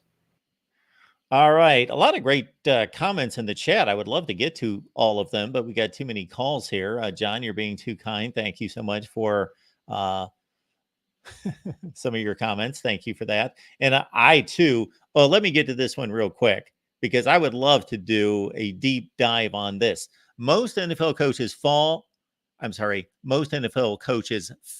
Let's get the glasses working. Most NFL coaches fail in college football. So what is he talking about? So I don't know what we were talking about at the time. However, first of all, you have to define what's an NFL coach, what's a college coach.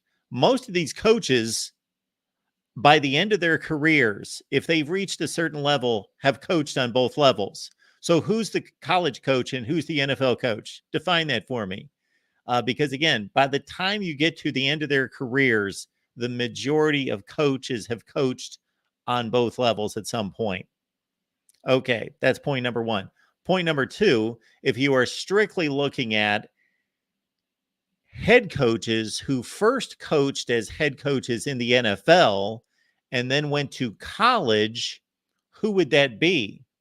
We'd have to make a list of those coaches, because that's fairly infrequent, because it typically goes the other way, that they coach in college first, Jimmy Johnson, Dennis Erickson, on and on and on and on and on, and then they go to the NFL, as opposed to the other way around. The only coaches I can think of that were head coaches in the NFL then went to college, Pete Carroll. No, Bill Walsh coached in college before he coached in the NFL.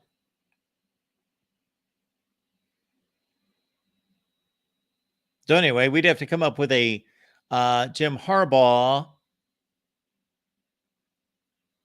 coached in college before he coached in the NFL. It is going to be Herm Edwards. Thank you, Will. Herm Edwards, there's an example. Herm Edwards, Pete Carroll.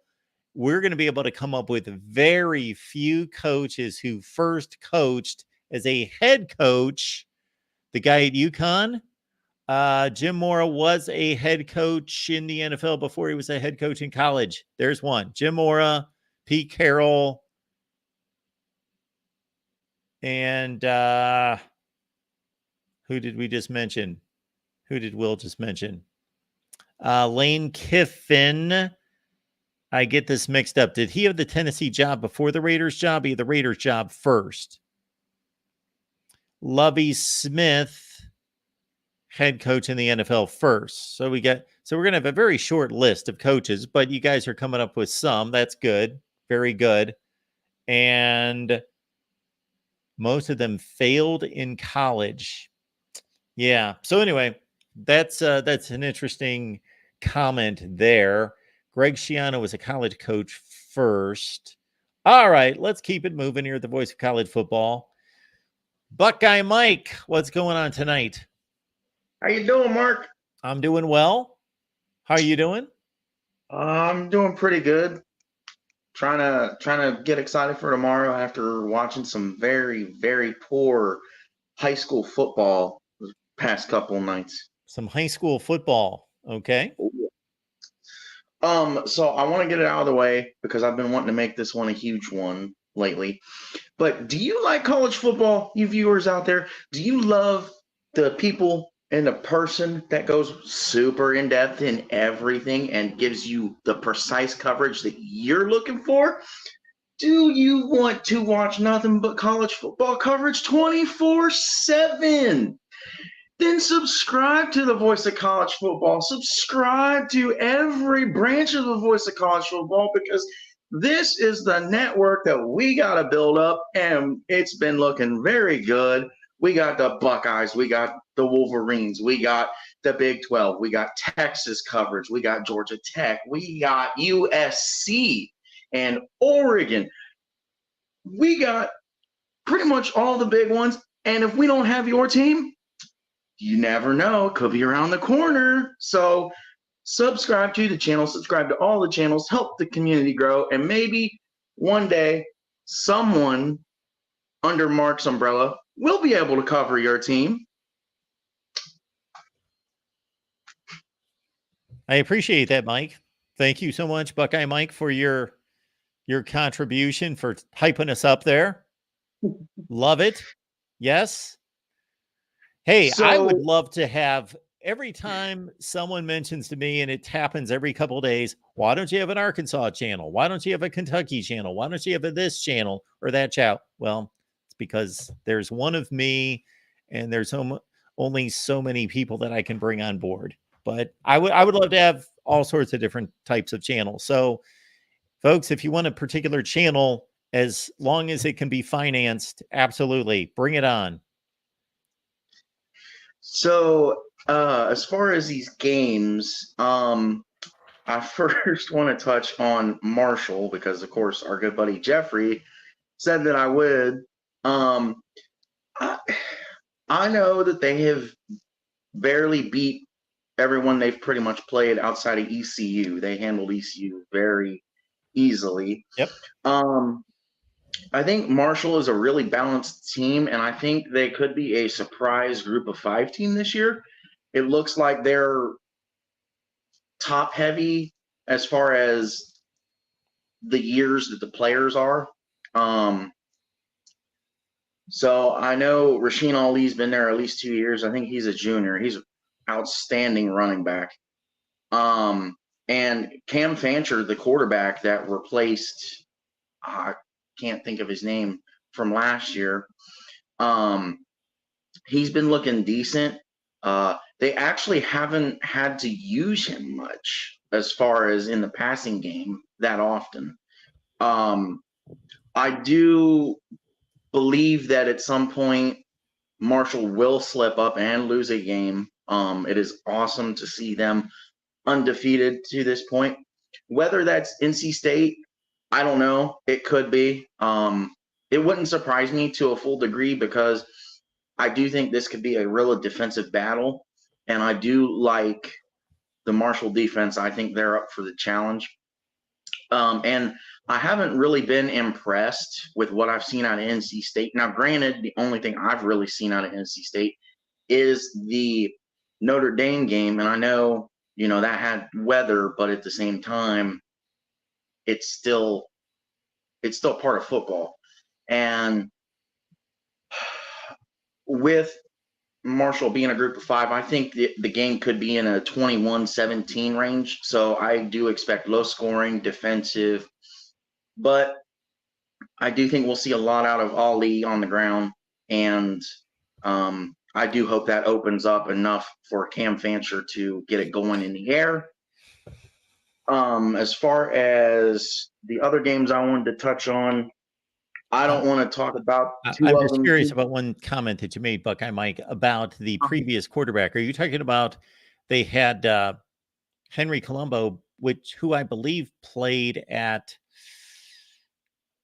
Texas Tech, and they had Grant Wells, who went to Virginia Tech? Are you talking about either one of those guys? Would have been the guy from last year. So it would have been, I think, Colombo. Whoever it was beat Notre Dame. Now, Grant Wells at Marshall was pretty good, but I think he transferred because I think Colombo came in and it was obvious to Grant, I would assume, that he was going to lose the job. But that's just my thought on that. But Okay. so as far as the other games I wanted to touch on real quick, Maryland and Ohio State, obviously, being Buckeye Mike, I got to comment on that real quick. I think we'll see an improvement on the defense. I think they really showed a lot against Notre Dame as far as the direction that they were turning. I think Ohio State will handle that pretty well. I'm thinking in the realm of 38-17 or so. As far as that game, Colorado and Arizona State, I think it could be interesting. I hearken back with Arizona State to the USC game, and I'm amazed at what we saw out of Arizona State in that game, especially late. The Arizona State running back escapes my mind at the moment, but he had a really good performance. Scatabo? Yeah, that's it. So if they can shut him down, I think Colorado can handle Arizona State. Whether it's with ease or not, I don't know, but I do think Colorado will come out on top. Speaking of USC, I pray for Caleb Williams, Tim, and all of our buddies, and Lincoln Riley, and Alex, that USC handles this game more or less with ease, kind of the way they handled San Jose State and everyone at the beginning of the year. I would like to see improvement out of the defense. I know Tim's been harking that it is starting to improve, and we will see it take form. I'm just still a little iffy on it because I haven't seen it yet. So 3 more games real quick. Michigan, Minnesota. As much as I like PJ Fleck, I don't think Minnesota can get the job done here.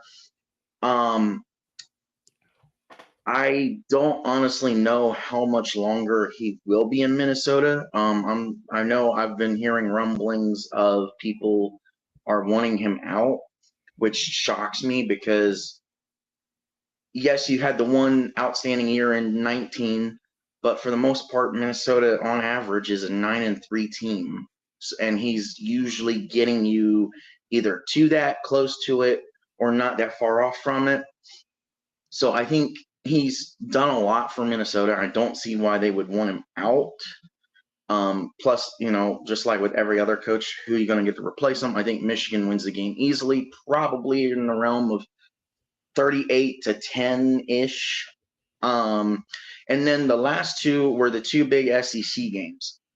Now, as much as people hark on Darrell, I think you and Darrell came to a conclusion. It was one of you guys came to a conclusion a couple days ago, I think, about the winner of those 2 games could be the SEC championship game. And I think if A&M and Kentucky do win, I think that that's logical in a sense because LSU, in my eyes, is down this year compared to last year. Yeah, they're still doing decent, but they're 3-2 right now, so they still have a lot to prove. I think if Kentucky doesn't win, I think Kentucky will cover. It's only 14.5 the last time I checked. And A&M, I honestly wouldn't be surprised if A&M does win. I would take them to win something similar to 2021, where I think it was 24-21, somewhere close like that. But what do you, my last question to you, because I know there's probably a lot of people behind me. What do you think about, I don't know how much you know about it, but what do you think about this supposed rumor of Minnesota fan base wants to kind of move on from Fleck? I would think that the only issue that PJ Fleck may have at this point is some of the allegations that were thrown at him during the off season, which we don't know how valid they are concerning player treatment. But in terms of his on the field results, I don't know what they're complaining about. I know that he's not lighting it on fire. I know that he's not won the Western Division. I know that obviously this would be the last opportunity to win the West, and it doesn't look like it's going to happen since they've already lost a game, and they've lost to Northwestern of all teams, and they've got Michigan tomorrow night. So there's most likely going to be a second loss, and they just aren't a good team this year. But 11-2, 9-4, 9-4 the last 3 full seasons. I don't know the last Minnesota coach. You would have to go back to the early 1960s to find a Minnesota coach that had 3 consecutive years with that record. Yeah, I mean, it feels to me like the off-season issues is kind of what they may use to force him out. Because like you said, I don't see another reason why they would want him out. And, a lot of things, one of the big things I think that fan bases, and why would they, but fan bases don't think about is, well, and it goes to the Ohio State fan base too, because they're all like, well, we want to get Ryan Day out of there. Move on from Ryan Day. Move on from PJ Fleck. Who are you going to get to replace him? Because it's slim pickings out there right now. Yeah, and certainly the opportunity to get a top-notch coach at Minnesota is difficult. Every other coach that they've had at Minnesota, wow. Every coach they've had at Minnesota, going back to Lou Holtz, he would be the last one in 1985, has not been able to get a job anywhere on the Power 5 level at the level of Minnesota, meaning they've always had to grab a coach from the group of 5. Glenn Mason would be the closest example, and he went to Kansas. So it's a difficult place to get a top-notch coach, or at least they've not tried. Now, the one caveat is that any school in the Big Ten going forward will certainly have the money on hand to throw at a top-notch coach, but I just don't know where they're going to go to get a better coach than PJ Fleck. I have a lot of respect for PJ Fleck, and I think he's really good at what he does, and I think he's a top 15 or 20 coach. Yeah, so I think that they better watch what they are wishing for. Oh, yeah.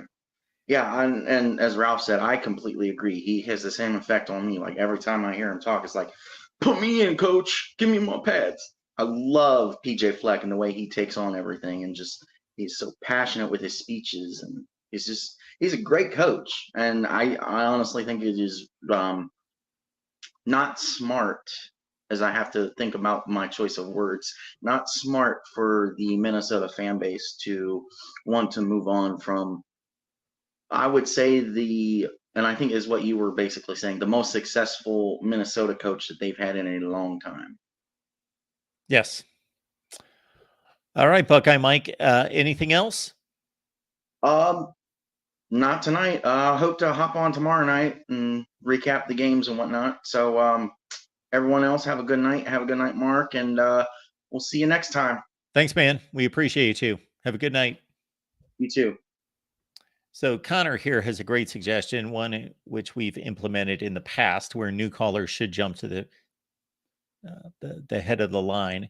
I didn't see any new callers, so that's why I didn't go anywhere. And there might have been some because there were a couple rows of people and I wasn't scrolling down to constantly check. So I didn't see any new callers. Just a bunch of old timers here. Sean, welcome into the Voice of College Football. Shut up, Connor. Terrible idea. Hey, Mark, how's it going tonight? Doing just fine. What's going on? Not too bad. Not too bad. I wanted to touch on a few things. One thing I know, I've heard a couple callers comment on the Kansas State's decision. Yes. Down eight to go for 2. Yep. I want to break this down why this is almost certainly the right decision. Okay. Did I not do that sufficiently? I can give my own take on this here. Okay. Yeah, Okay. that's why you're on here. Okay, Curious. so All right. let's just say this is like a conservative estimate. You have a 25% chance for the outcome you want, right? So if you run 2 trials, you have a 50% chance of one of them being successful. Whoa. So you're telling us, okay, so if the 2-point conversion is a 25% success rate, you have a 50% chance of getting one of the 2. Yes. Gotcha. Keep going. Absolutely. So that way you have a 50% chance of time. You need to get another touchdown anyway, right? Yes. You have a 50% chance of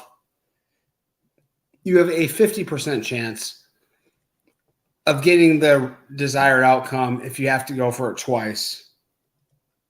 Right? And so that's a 50% chance of tying in that situation. But if you get it on the first time, you have like a near 100% chance of taking the lead the second time. Yep. Absolutely.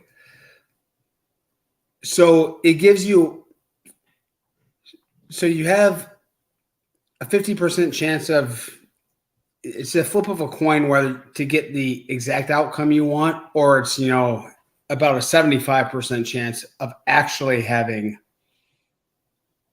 a win in this situation. Yes. That's a pretty big edge right there. And this is assuming you have a 25% chance. Almost no team is going to be 25% going for 2. Like you have to be like, I think it's well over 50%. Yeah, absolutely. So teams should be going for 2 more often. Yeah, I explained it this way, that if you just kick the extra point, right, you have guaranteed yourself that you cannot win the game in 2 possessions. You need 3 possessions. You need to complete that point after touchdown. Then you need to get the ball back and you need to score again and kick the extra point to tie the game. Then you need to get the ball back again, or you're going to overtime, and that's a 50-50 proposition, as opposed to having, as you just pointed out, the opportunity to win the game in 2 possessions instead of extending it to 3 possessions. You only need to score twice, and you've already scored once. Mm-hmm. So if you don't get the 2-point conversion, you still have the opportunity to score and get the 2-point conversion to tie it up. And you still have to score again, but you would have had to have scored a 3rd time by kicking the extra point anyway. The more I discussed it, so I saw people all over social media going crazy. And then I forget who the first caller was on here that jumped on it. Mm-hmm. And the more I talked about it and I think it was the real MVP, the more I defended the analytics, the more I talked myself into, because I was kind of 50-50. I argued both sides.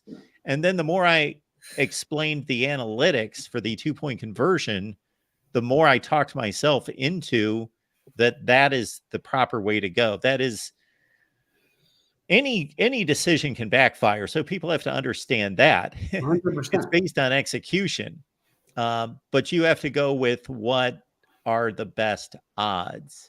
Okay, so I'm a data analyst, a compulsive gambler, and a semi-professional poker player. So I deal with these situations all the time.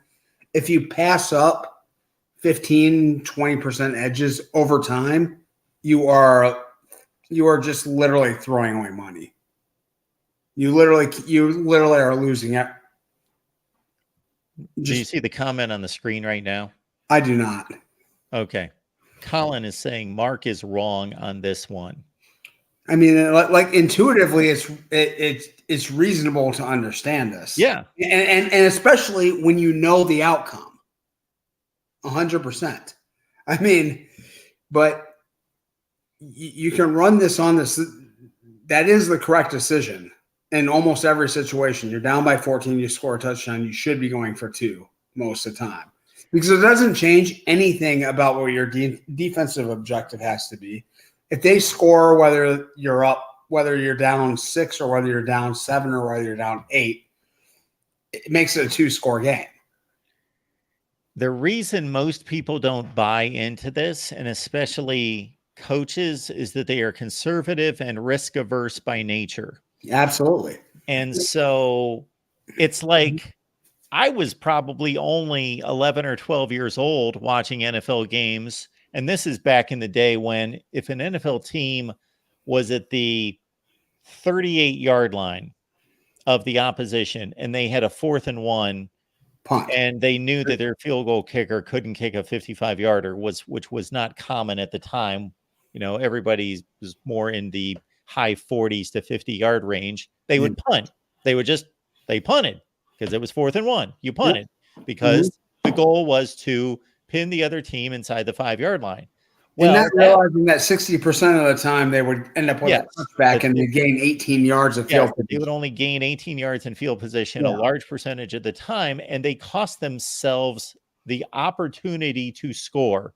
They only get the ball 8 to 12 to 13 times in a game, whatever I don't know the number of possessions. It's got to be in that range, and they've eliminated one of them. Absolutely. And a rule of thumb for this, if you I would tell any coach on any situation, if you're not 100% sure what to do, you're way better off going with the more aggressive decision. I mean, you're going to, and it's hard to put that through the minds of coaches who are thinking in such a short-term vision. You have a very low sample, and there's such a high risk of blowback on all these situations. But if you take the initiative and take the edge, and you're gonna profit more often than not. See, Colin comes back with this, and again, I don't know that I didn't explain this well enough. He says there is not 3 possessions. There is the exact same amount. He is starting with the assumption that they get the 2-point conversion. No, we're not. 52%. Do we know that it's a 52? I just spit out 52%. Well, 52% would indicate that teams should be going for 2 by default. Almost. Number of 2, because you get 2 points instead of 1. Yeah, you're gaining an extra yes, and that's even if a 1-point conversion was 100% certainty, which in college it's not like the NFL or the NFL when it was a kick from the 2-yard line. Number percentage. I'm gonna Google this and see. 91-ish percent. I mean, it's like 99% the kick. So according to this, and this is probably for the NFL, various sources estimate the success rate of a 2-point conversion to be between 40 and 55%. Well, why does it have to be estimated? There should be a statistic for it. Anyway, so I don't know what the percentage is, but yes. And each team has to calibrate those metrics based on their own personnel. Yes. If you're I don't know who would be an exceptionally great 2-point conversion team. Maybe a Michigan should convert 60% of the time, and maybe a Northwestern much lower. I don't know, but you can. What teams can do.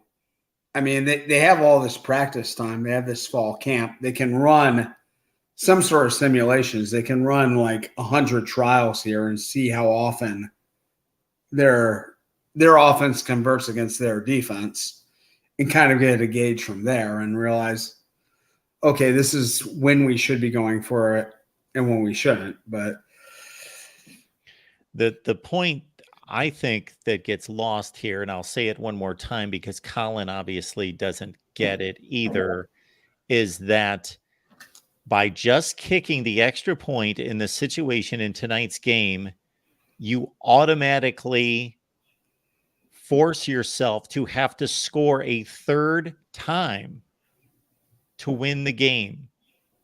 Whereas if you make a 2-point conversion, you can win the game just on 2 possessions, not on 3. Yep. You have to drive the ball all the way down the field a 3rd time. Now you can kick a field goal if, in fact, the other team doesn't score.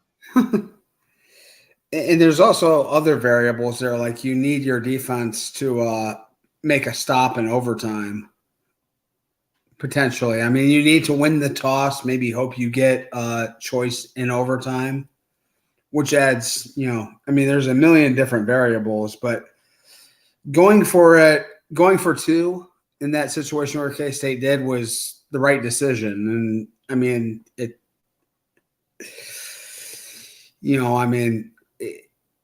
it's not going to reveal itself in a one-night sample. That's all I'll say. Okay, so I did want to move on because I did want to talk about some of the other games. The Buckeyes this weekend, Maryland. I've been higher on Maryland than I think most people through the off season and up until now. They've kind of impressed me.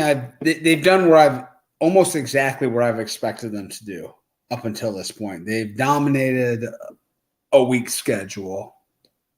I don't think they're especially equipped to pull off this upset, especially on the road, but I nonetheless think they're not to be taken lightly. This is a real test for Ohio State. This is probably the best passing attack they've played so far, even though Maryland's receivers, I think, aren't particularly explosive or dynamic, but they're. I'll put it this way. It could be a test. I don't know that it's a test. I wouldn't be surprised if it's a test, but this Maryland team in many ways resembles past Maryland teams that Ohio State blew off the field. So I would not be surprised if the final score is 52-17 tomorrow, but I would also not be surprised if it's a really competitive game, because I think this Maryland team might be sturdier up front on both sides of the ball on the line of scrimmage. I agree. I think they are. And I don't think they're elite or even great on either side of the line of scrimmage, but they're not the tissue paper lines that we've seen from them in the past either. I think they can actually play real Division I football, on those sides. So in Ohio State's O-line hasn't blown me away to this point of the season. They've been mediocre-ish. Yeah, they have not been impressive, but I would expect that this team would continue to improve. I think the point spread is close. I think it's reasonable. I'm expecting that kind of game. Maybe Ohio State wins 42-24, something like that. Yeah. Yeah, absolutely. But I mean, I won't be surprised. I'm kind of expecting that. I'm definitely hoping for that kind of game. If they beat them by 21, I'll feel very happy tomorrow, because like I said, I do think Maryland's a legit team with legit weapons. I mean, with legit personnel, but what does that mean, legit? Legit. I mean, legit is that, I mean, they can win one-on-one they can win their share of one-on-one situations. Well, you said their team's legit. What does that mean? I mean, they don't have as many easily identifiable weaknesses. They're not,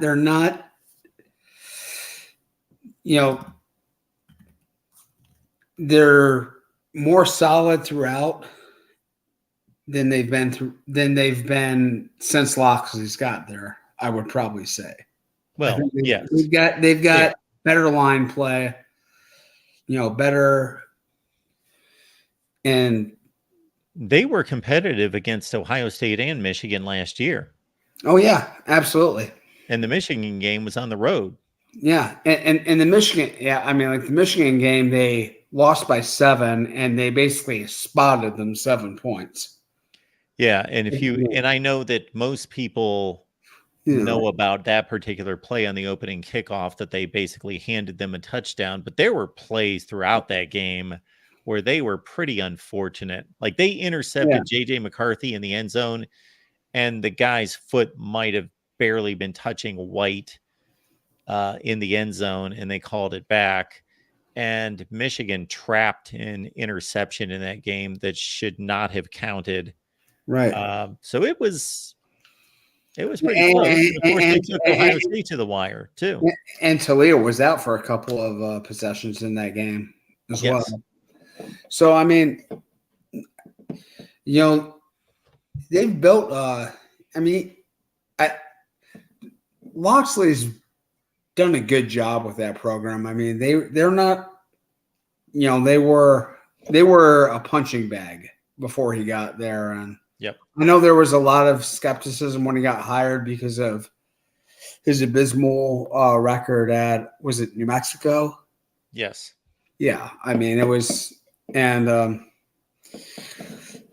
I saw a stat this week that since Maryland joined the Big Ten, Ohio State has played them 8 times and averaged 57 points a game. I doubt if there's a number like that anywhere in the country where a team has averaged 57 points a game over 8 games, unless it's Ohio State against Rutgers. Yeah, that was exactly what I was going to say. Other than that, I mean, yeah, that's a lot of points to average over 8 years. It's crazy. And I mean, there was that one game in the overtime shootout in 2018. Yeah, well, that was under the average. Yeah, I mean, Maryland's put some pathetic teams out there. They don't have a pathetic team this year, and and so I don't know. And obvious. I mean, unfortunately, if you're in the Big Ten this year, it's kind of a 2-game season the rest of the way for Ohio State, and this is like the 3rd game. This is like the closest game that looks to be competitive the rest of the way. So, one game I'm surprised I haven't heard a lot of national media around it, that Alabama A&M game. I haven't heard. There's not much buzz around this game. No. Not that I've written, not as far as like my media consumption has driven me. I would expect this would be the highest rated game of the week. You think so? Yeah. Okay. So, and if it's not, it's going to be Ohio State and Maryland. I can't think of any other games. Texas and Oklahoma has to be the highest. Oh, Texas, Oklahoma. Yeah. I guess. I don't know. You think more people are going to be watching Ohio State, Maryland than Texas, Oklahoma? More people did last year, and it wasn't even close. It wasn't on the same weekend. No, it wasn't on the same weekend, but Ohio State, Maryland played a 3:30 game on ABC. Late November, yeah. Or like, I think it had it had like 6.8 million. And of course, Oklahoma, when they played Texas, they were starting to go downhill, but they hadn't yet. And that game was more in the 3.5 million range. Yeah, but I mean, like Texas is, and it was on Fox. I mean, Texas is kind of a big brand this year. I mean, they're way up there. Yeah, more people should watch that game. But they're going to be hard to judge if one's a blowout and one's a really good game. But if they're both competitive, I'll be interested to see if the other game draws nearly as many. Yeah, I'm interested to see Oklahoma. I didn't catch their 73-0, much of their 73-0 blowout against Arkansas State, but yeah, I watched almost all of their game against Cincinnati. It was a 26 game, and it was closer than that game. The gameplay was much closer than that final score. It was fairly even to me. Yep. I mean, it was just, and I don't know. I wasn't impressed. I mean, Oklahoma's I'm sold on Texas. I'm not sold at all on Oklahoma. Yep. So, this will, the line on this was like 5.5, right? Texas, that seems awfully short to me. I expect Texas to take control of this. But about the A&M Alabama game, I mean, Okay, then we'll need to okay, move on here. go ahead. A&M Alabama game. Max Johnson coming in. I thought a couple years ago at LSU that he was a legit starting quarterback for a Power 5 program. He's kind of dropped off the map since then. So I don't know exactly what to expect from him, but if he's anything like he was a couple years ago, he gives A&M a real shot in this game. Yep, he can play. He can play. Yeah. All right, Sean. Take care. I appreciate you calling. Thanks. Have a good night. All right, and we got Rob on the line. Welcome into the Voice of College Football, Rob. Thank you for your patience. Yeah, no problem, Mark. So, there's a lot of good games coming up this week, tomorrow, really, and I can't wait. I mean, this is probably the most interesting week for me, besides, obviously Ohio State Notre Dame was a huge game that I was looking forward to, but I don't know that anyone should feel super confident this week about their team's chances, except, maybe, there's maybe a couple teams but yeah, I mean, if you're Georgia, I'm not feeling very good about playing Kentucky right now. I'll say that. I don't know Maryland and Ohio State. I think, obviously, in my opinion, Ohio State is a stronger team. It's on paper. If this was played on paper, Ohio State would dominate, but it's not played on paper, and we know what happened last year. And but I still think Ohio State takes that game. Same thing with Notre Dame versus Louisville. I think on paper it favors Notre Dame heavily, but Notre Dame's just been through the ringer. This is going to be the third straight ranked game that Notre Dame has played, twice on the road, and it's the third straight night game. Next week will be the fourth straight ranked game Notre Dame will have played. At least that one's at home, though. But yeah, it's there's a lot of good games. I do think Texas and Oklahoma is going to be awesome. That probably should be the highest ranked game of the week. But like you said, who knows after last year? I just attributed that to the fact that it was a 49-point blowout. But I mean, I could be wrong on that. Well, that did affect the rating. Yeah, people tuned away, obviously, but you might be surprised to look at TV ratings and see how many people continue to watch huge, massive blowouts. Yeah, it's exciting. I think Florida State, if they want to hold on to their 5 ranking, which I think Florida State is a bit overrated in my opinion. I mean, the LSU win is looking worse and worse every week. And yeah, they beat like they struggled with Boston College. I mean, it's tough. I think Florida State is a good team.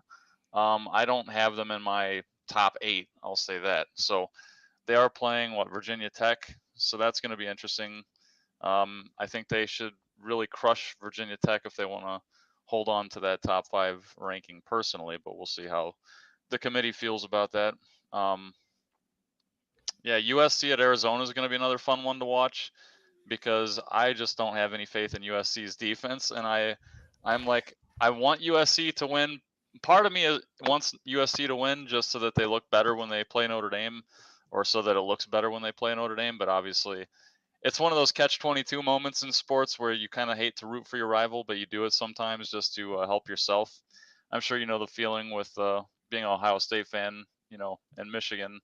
you probably want them to be pretty good going into the game so that if you win, it looks a little bit better. Yeah, if necessary. I have mixed feelings about that. Yeah. And then, yeah, Miami and Georgia Tech. I mean, I'm expecting Miami to win handily there. But yeah, I think the number one game I'm looking forward to tomorrow, besides Notre Dame, is Kentucky, Georgia. I actually think Kentucky has a really good shot to win that game. Georgia's been shaky.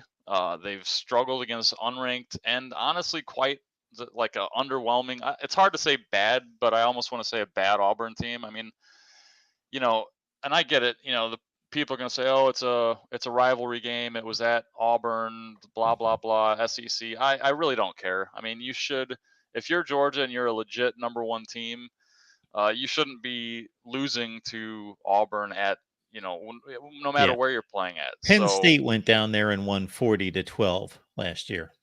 right, yeah. So I don't buy it. I think Kentucky could easily beat Georgia. Georgia's got to, like, they got to figure something out, And I'm not hating on Georgia. I have a lot of respect for the program and Kirby's smart, but like, it is kind of annoying how every week the committee is just like giving them a life, jacket, saying like, hey, you're still number one, even though you haven't shown it. It's like same thing with Michigan, although I'll say Michigan has been a little bit. I mean, obviously Michigan has not really struggled, so at least they've got that going for them. But neither team has played really anyone, and the committee just keeps saying, "Oh yeah, you guys are easily the number one, number two team." I think Texas is kind of being shafted, but a lot of things are going to be answered tomorrow. We'll see how Texas takes, what they do against Oklahoma. I think Texas wins by at least a touchdown, personally, but yeah, that remains to be seen. That is a rivalry game. It's always a pretty, well, I don't want to say always. Last year was trash, but it's usually a pretty good game. So we'll see how that plays out. What is the game that you're looking forward to the most, besides Ohio State, Maryland, obviously? If I could only watch one game the entire day, I would probably watch Alabama, Texas A&M slightly over Oklahoma, Texas. Yeah, that is a good call. I mean, that game is going to be interesting because it's going to answer a lot of questions we have about Alabama and how strong they really are. So. And the Georgia Kentucky game, I really want to see that game as well. So I'm all set for Oklahoma, Texas at noon, Bama, Texas A&M's at 3:30, then Kentucky, Georgia's a night game. So yeah, those would be the three. And again, Maryland could give Ohio State a really good game. They could. They did last year. It's possible. Certainly possible. And honestly, Maryland should be ranked right now. It's pretty ridiculous. LSU being ranked 23 by the committee after their performance and their pathetic defense. I mean, I get it. LSU, beat Alabama last year, but we're not rating teams on what they did last year. We're rating teams on what they're doing this year. And this year, LSU does not deserve to be in the top 25. When other teams like Maryland are 5-0. And, is Maryland like a legit college football contender? No. Like a playoff contender? Probably not. But they should be ranked over LSU. Well, see, I would argue that to a certain extent. I get your point, and I think the point's valid, and I'm not saying it's wrong. I'm just saying there's two ways to look at it. LSU has beaten two teams that I believe are better than anybody Maryland's played, Mississippi State and Arkansas. So basically, you're penalizing LSU for playing a good schedule. And they lost, the Ole Miss game, that was a nail biter. Now they did get whipped in the second half against Florida State, but these two schedules aren't even, they're, when I say they're not comparable, I mean that they're just on opposite ends of the spectrum in terms of schedule strength. Yeah, I mean, you have a point. Like, what are we rewarding Maryland for going 5-0 for beating Charlotte, Indiana, Towson, No, you have a point, but again, I don't know that like Mississippi State, Arkansas, I'd give a little more credit to. the SEC in general is just down this year as well, though. So it's like, it's tough to say. Yeah, there's more talent, there's more NFL talent, and yeah, Maryland's schedule has not been strong, but I mean they are going to go up against Ohio State, and it's going to Yeah. be So interesting to if they see. win that game or play well, then Well, they're not going rank to them. win, I don't think, but they'll probably play better than a lot of people are thinking. Yeah, I don't see Maryland beating Ohio State. I don't see, Louisville beating. Well, I do. There's a chance Louisville could beat Notre Dame. I don't see it happening, but I think most of the favorites are gonna win tomorrow. I don't know that they're gonna cover, but they should win. But anyways, yeah, I just wanted your take on that. I mean, so do you think LSU should be in the top 25? Well, actually, for as much as I'm saying that, I am crediting Maryland with the wins. So I ranked Maryland, I believe I did, above LSU. But let's see, what is the schedule strength right now? LSU is number 4 in the country. I was about to say they've got to have the toughest schedule in the country. They've played Florida State, Arkansas, Mississippi State, Ole Miss. Who am I missing? Anyway, and Maryland's just had a horrible schedule. Maryland is at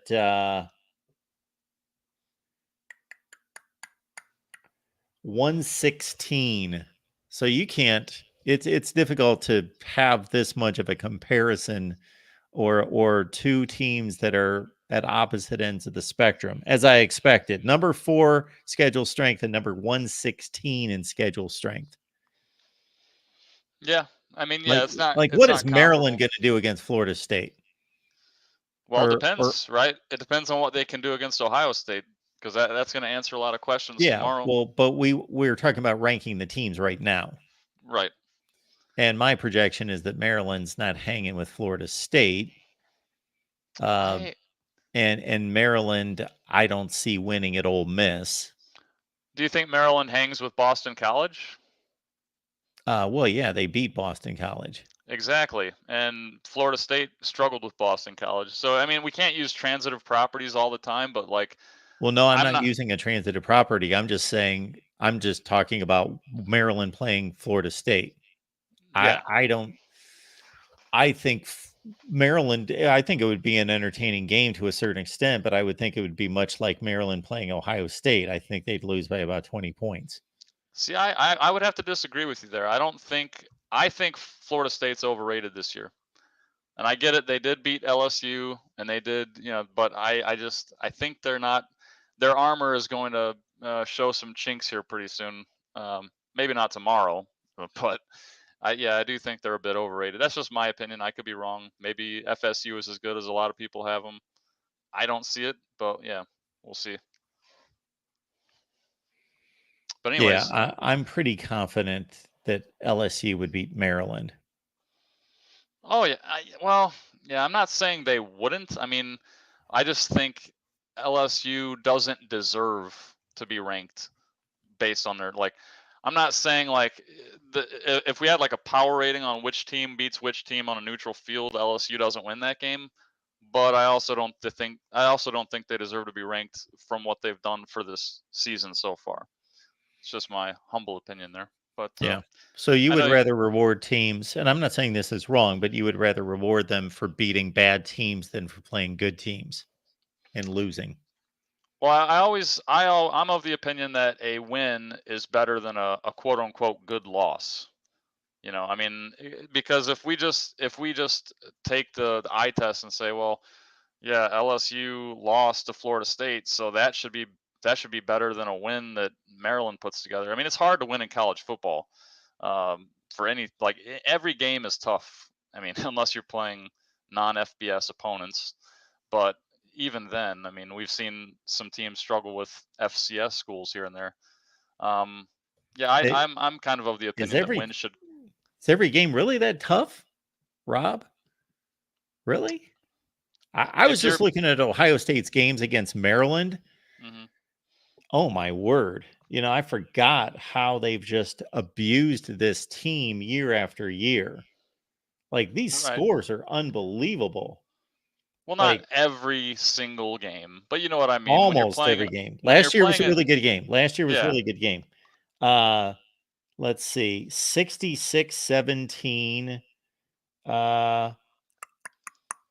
Where's the other one? I'm going year by year. 66-17, 73-14, 52-51. That was the Dwayne Haskins game there. 62-14, 62-3, Yeah. Well, not 49-28, 52-24. And then that's all the years in the Big Ten. Ohio State has averaged 57 points a game against Maryland. right. Well, I'm saying, yeah, most games it's hard to win most games, at least if you're going up against, comparable competition. Yeah, when you're playing, I mean, Maryland, Maryland has had some down years there, obviously, but they've been better recently. And yeah, and I'm not saying I think Ohio State's going to beat Maryland by probably 2 touchdowns at least. But I also think Ohio State would beat LSU by 2 touchdowns at least. So that's my opinion on that. But anyways, I'll let you go. I know you got a lot of other callers on the line, so it was good to talk to you and get into some nitty gritty stuff there. Thanks, Rob. I appreciate it. Have a good night. Yeah, you too. All right, let's take one final call here at the Voice of College Football. And before we do that,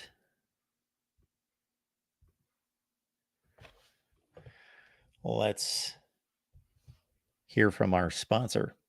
Go to games all the time, or you've got your heart set on that one huge matchup. Go to TicketSmarter.com to save big. TicketSmarter technology gives you the best competitive prices on the secondary market.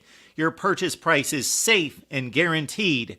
Use promo code BIG, B-I-G, to get $10 off of any purchase of at least $100, or the promo code BIG20, BIG20, to get $20 off of any purchase of at least $300. Use the promo code as many times as you'd like. There is no limit.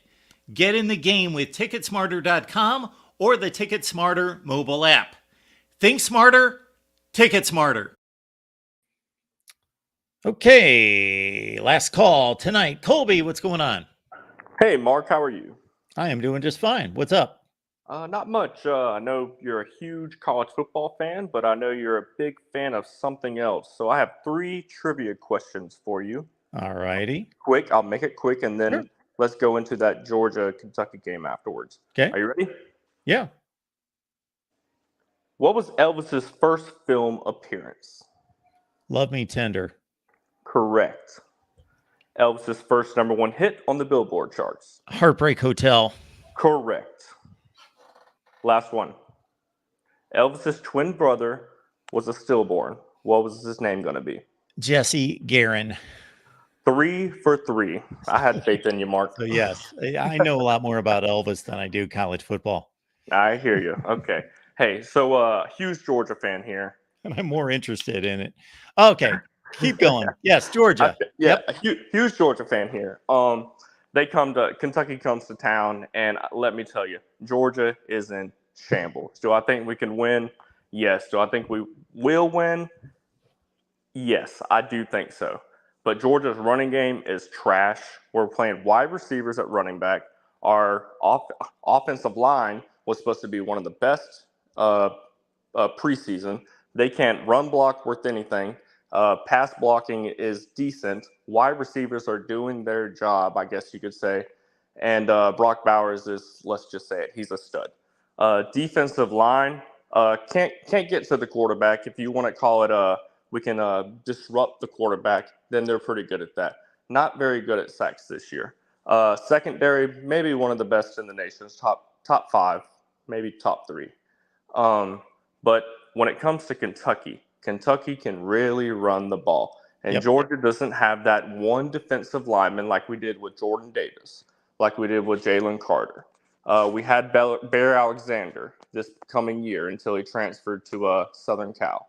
We don't have that one person in the middle of the line that can really bring in two people to have like block. So in our outside linebackers and our inside linebackers are not as shifty and as speedy as they are from sideline to sideline.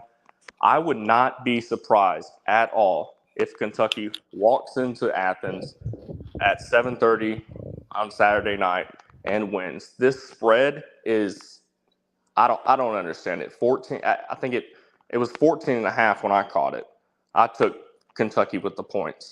14 I think now.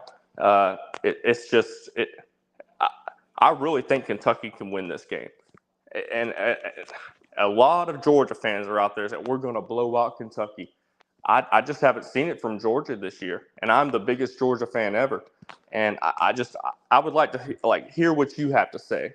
Like what maybe you put out a video of it. I've been working like crazy recently, so I haven't been able to watch everything. But what do you think about the game? Yeah, so no worries there. Of course, you can't watch everything. We're all working hard. So we did do a Georgia-Kentucky video, but that wasn't my analysis. I brought on Georgia and Kentucky guys, media members.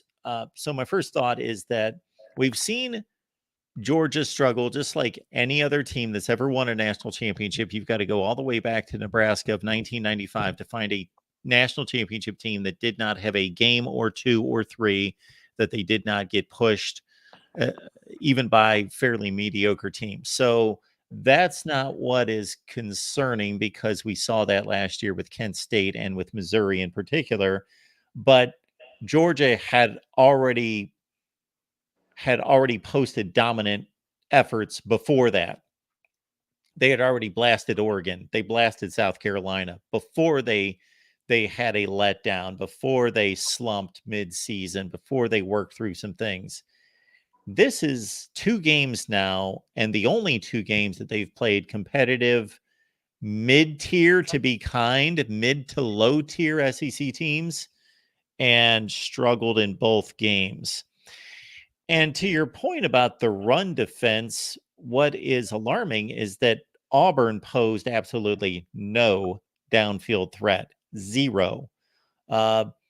I heard a statistic last week while I was watching the Auburn-Georgia game that Auburn did not complete a pass until late in the Georgia game.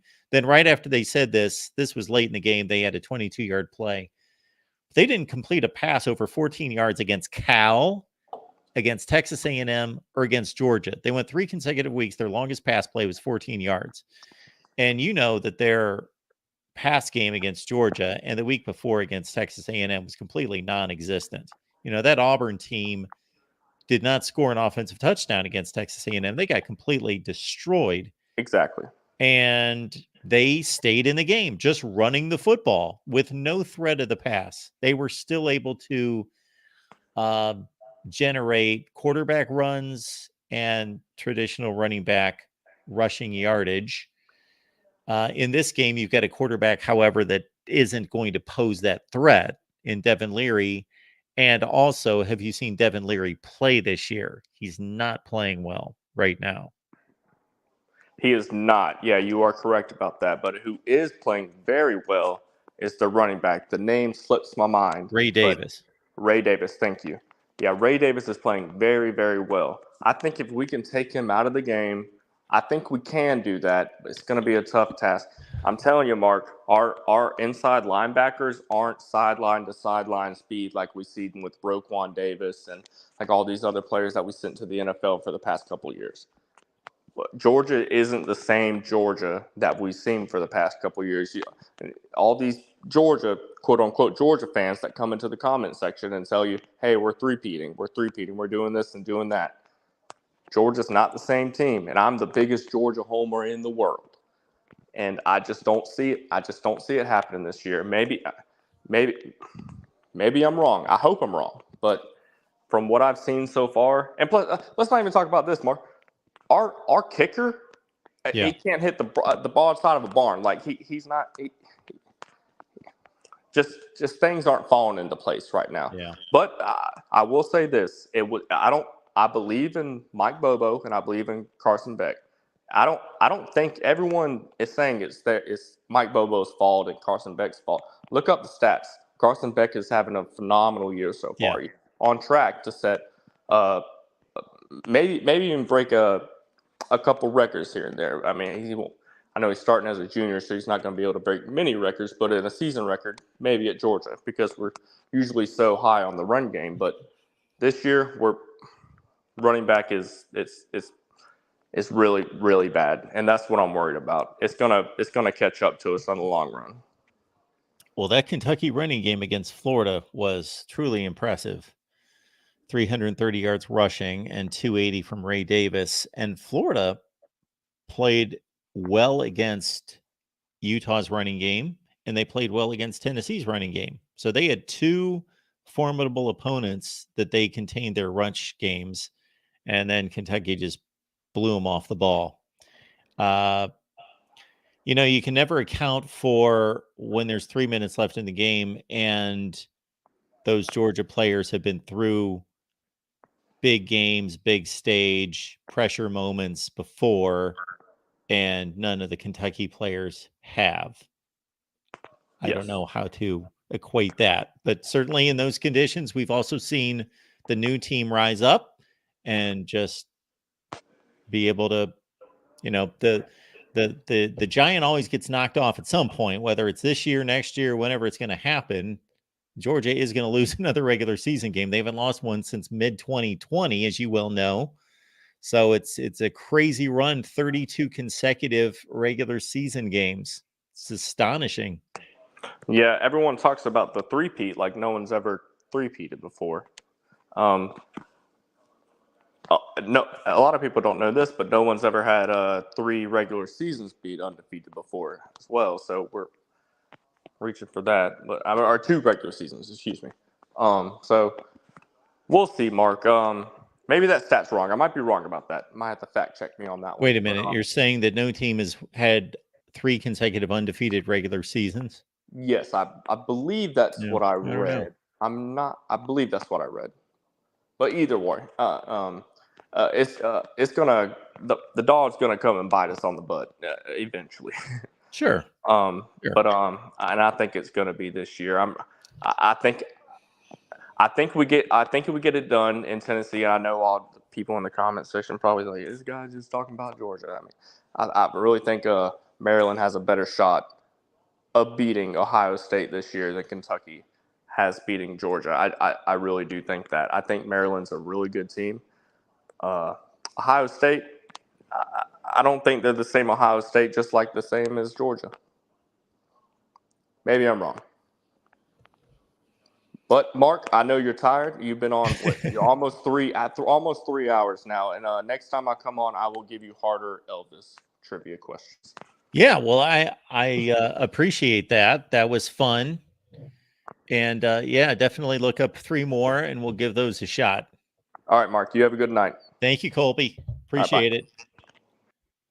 All right, everyone. Appreciate you being here at the Voice of College Football. Please subscribe to our SEC channel. So this is the way it is. That if you are an SEC fan like our guy Colby that just called, please subscribe to the SEC channel for obvious reasons. This week, we posted segments on Texas A&M, Kentucky, Alabama. Shoot, who else? Florida. I don't know who else. A bunch of teams in the SEC.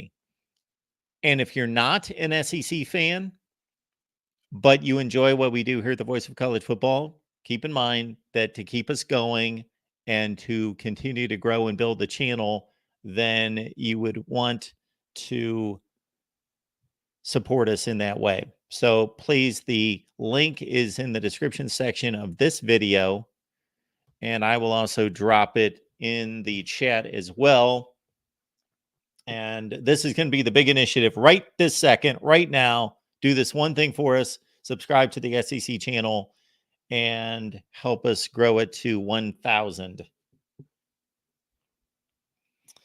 I will be back a number of times throughout the day. On Saturday, it's worked extremely well the last couple weekends, where what I've done is I watch 2 games at noon, then I deliver instant analysis, and then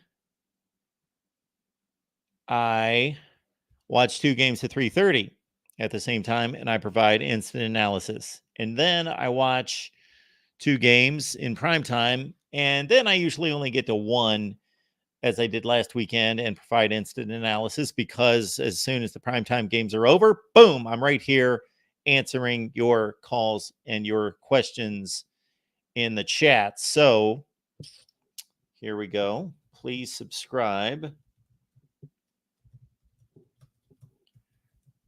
to our SEC channel.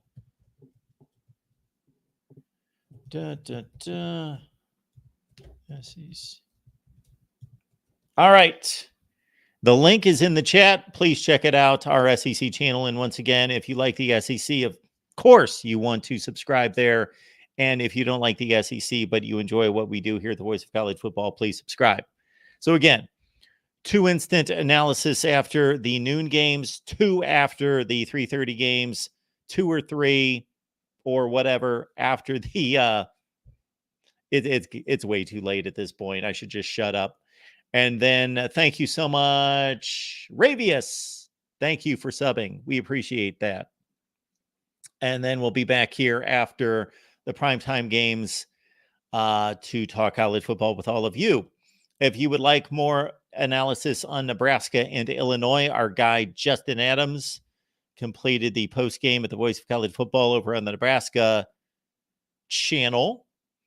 And then keep in mind, we're going to have post-game shows all over the place here. If there are like late breaking upsets, news, anything like that, I may break in live during the day, but otherwise look out for those instant analysis videos. They've been received pretty well. So we will continue to go that route on Saturday. All right, Tim. That's the guy that makes the USC channel go. So please join Tim, Tony, and Rick following USC postgame at late night on Saturday. So that's going to be about 2 a.m. Eastern time. They may even be on the air after I am, after USC and Arizona on Saturday night, Sunday morning, right here at the Voice of College Football. Appreciate you being here. Enjoy the games, and we will see you on Saturday. Later today.